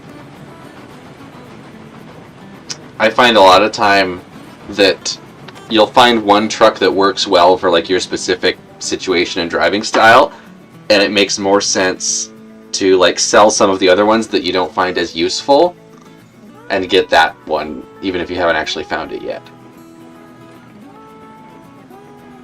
Yeah, you get that 060 with the funny hat. That should be like a secret locomotive that you can only unlock if you find it in the woods. But yeah, I've wanted for a long time for somebody to make a game that was literally just SnowRunner with trains, and so far nobody has.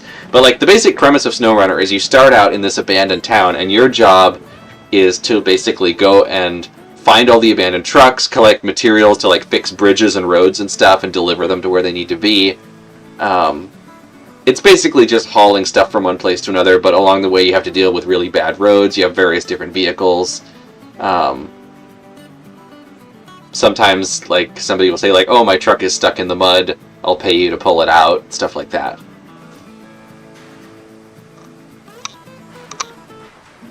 It's a really interesting concept for a game. And I kind of wish Railroads Online was more like that. I certainly wish that Railroads Online had the feature of being able to sell stuff for a fixed value, where you can buy and sell it as many times as you want, and it's always the same amount of money. Yes, Tom Scott needs to introduce that 060. Or Doug DeMuro could do a review on it.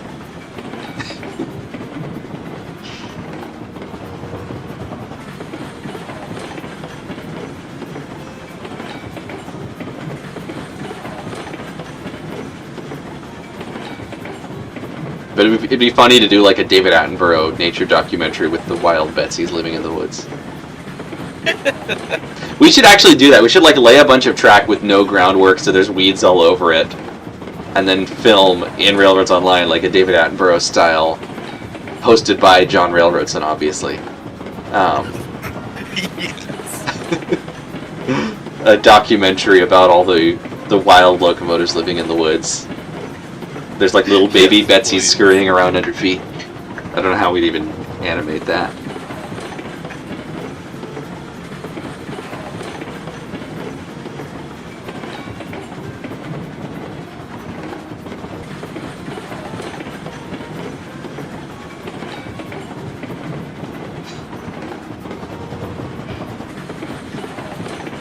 I feel like there's so much meme potential with John Railroadson that has yet to be exploited.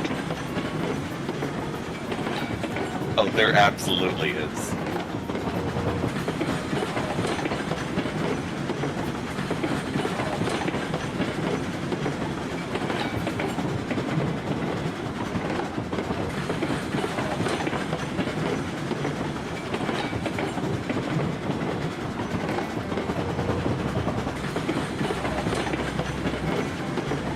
John Railroadson is the character in Railroads Online, this guy. That there's only one player character and everybody looks like him.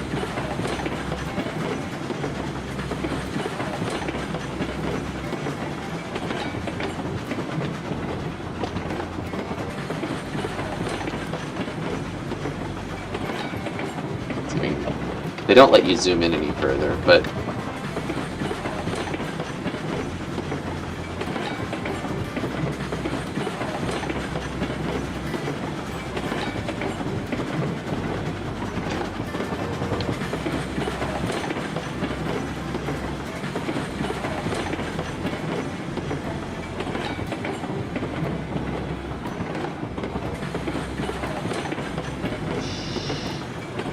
alright, well, it's about midnight here, so I'd say let's pull in here, get the train all tied up, and I'm gonna call it a night. Yeah, I was gonna stop it at the Cordwood. That sounds good. Yeah, and then next time we can just pick up where we left off. Yeah, John Railroad's done the Wild Betsies. Be like how David Attenborough used to do those, like, life of mammals, life of birds, life of plants. You could do the life of Betsies or something like that. Yes. I watched those David Attenborough ones so much as a kid. I loved them.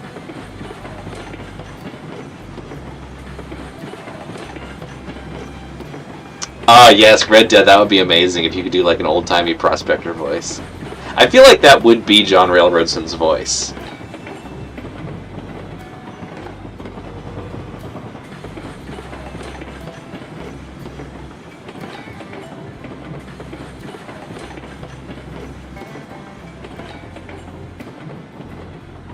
You put in the northern part of the map, you put the larger Betsies because Yeah. they You need know, the bigger firebots to keep warm in the north. right. Oh, you know what? We'd have to do it on the Aurora Falls map because that actually has like a mountainous, snowy region.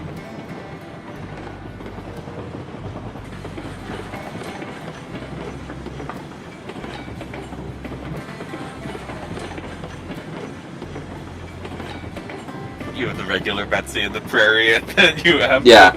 the other Betsy in the mountains. We could use some of the other locomotives too, like the Eurekas could be like gazelles sprinting across the prairie.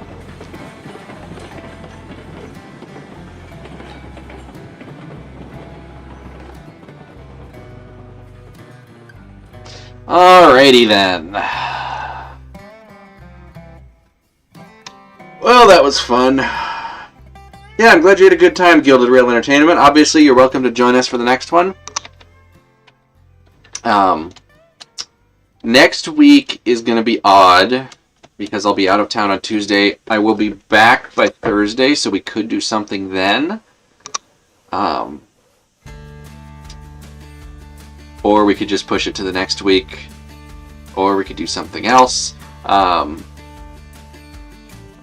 was going to say we could play a Bumpy Ride, but there's no multiplayer on that yet because it's still just a demo.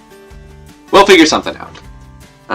Anyway, thank you for watching, viewers. Thank you for chatting. Thank you for hanging out and contributing to the fun and chaos. Have a good night, Chessie. And I will see you all next time. Goodbye! Goodbye, farewell, until we meet again. That's a fender bender.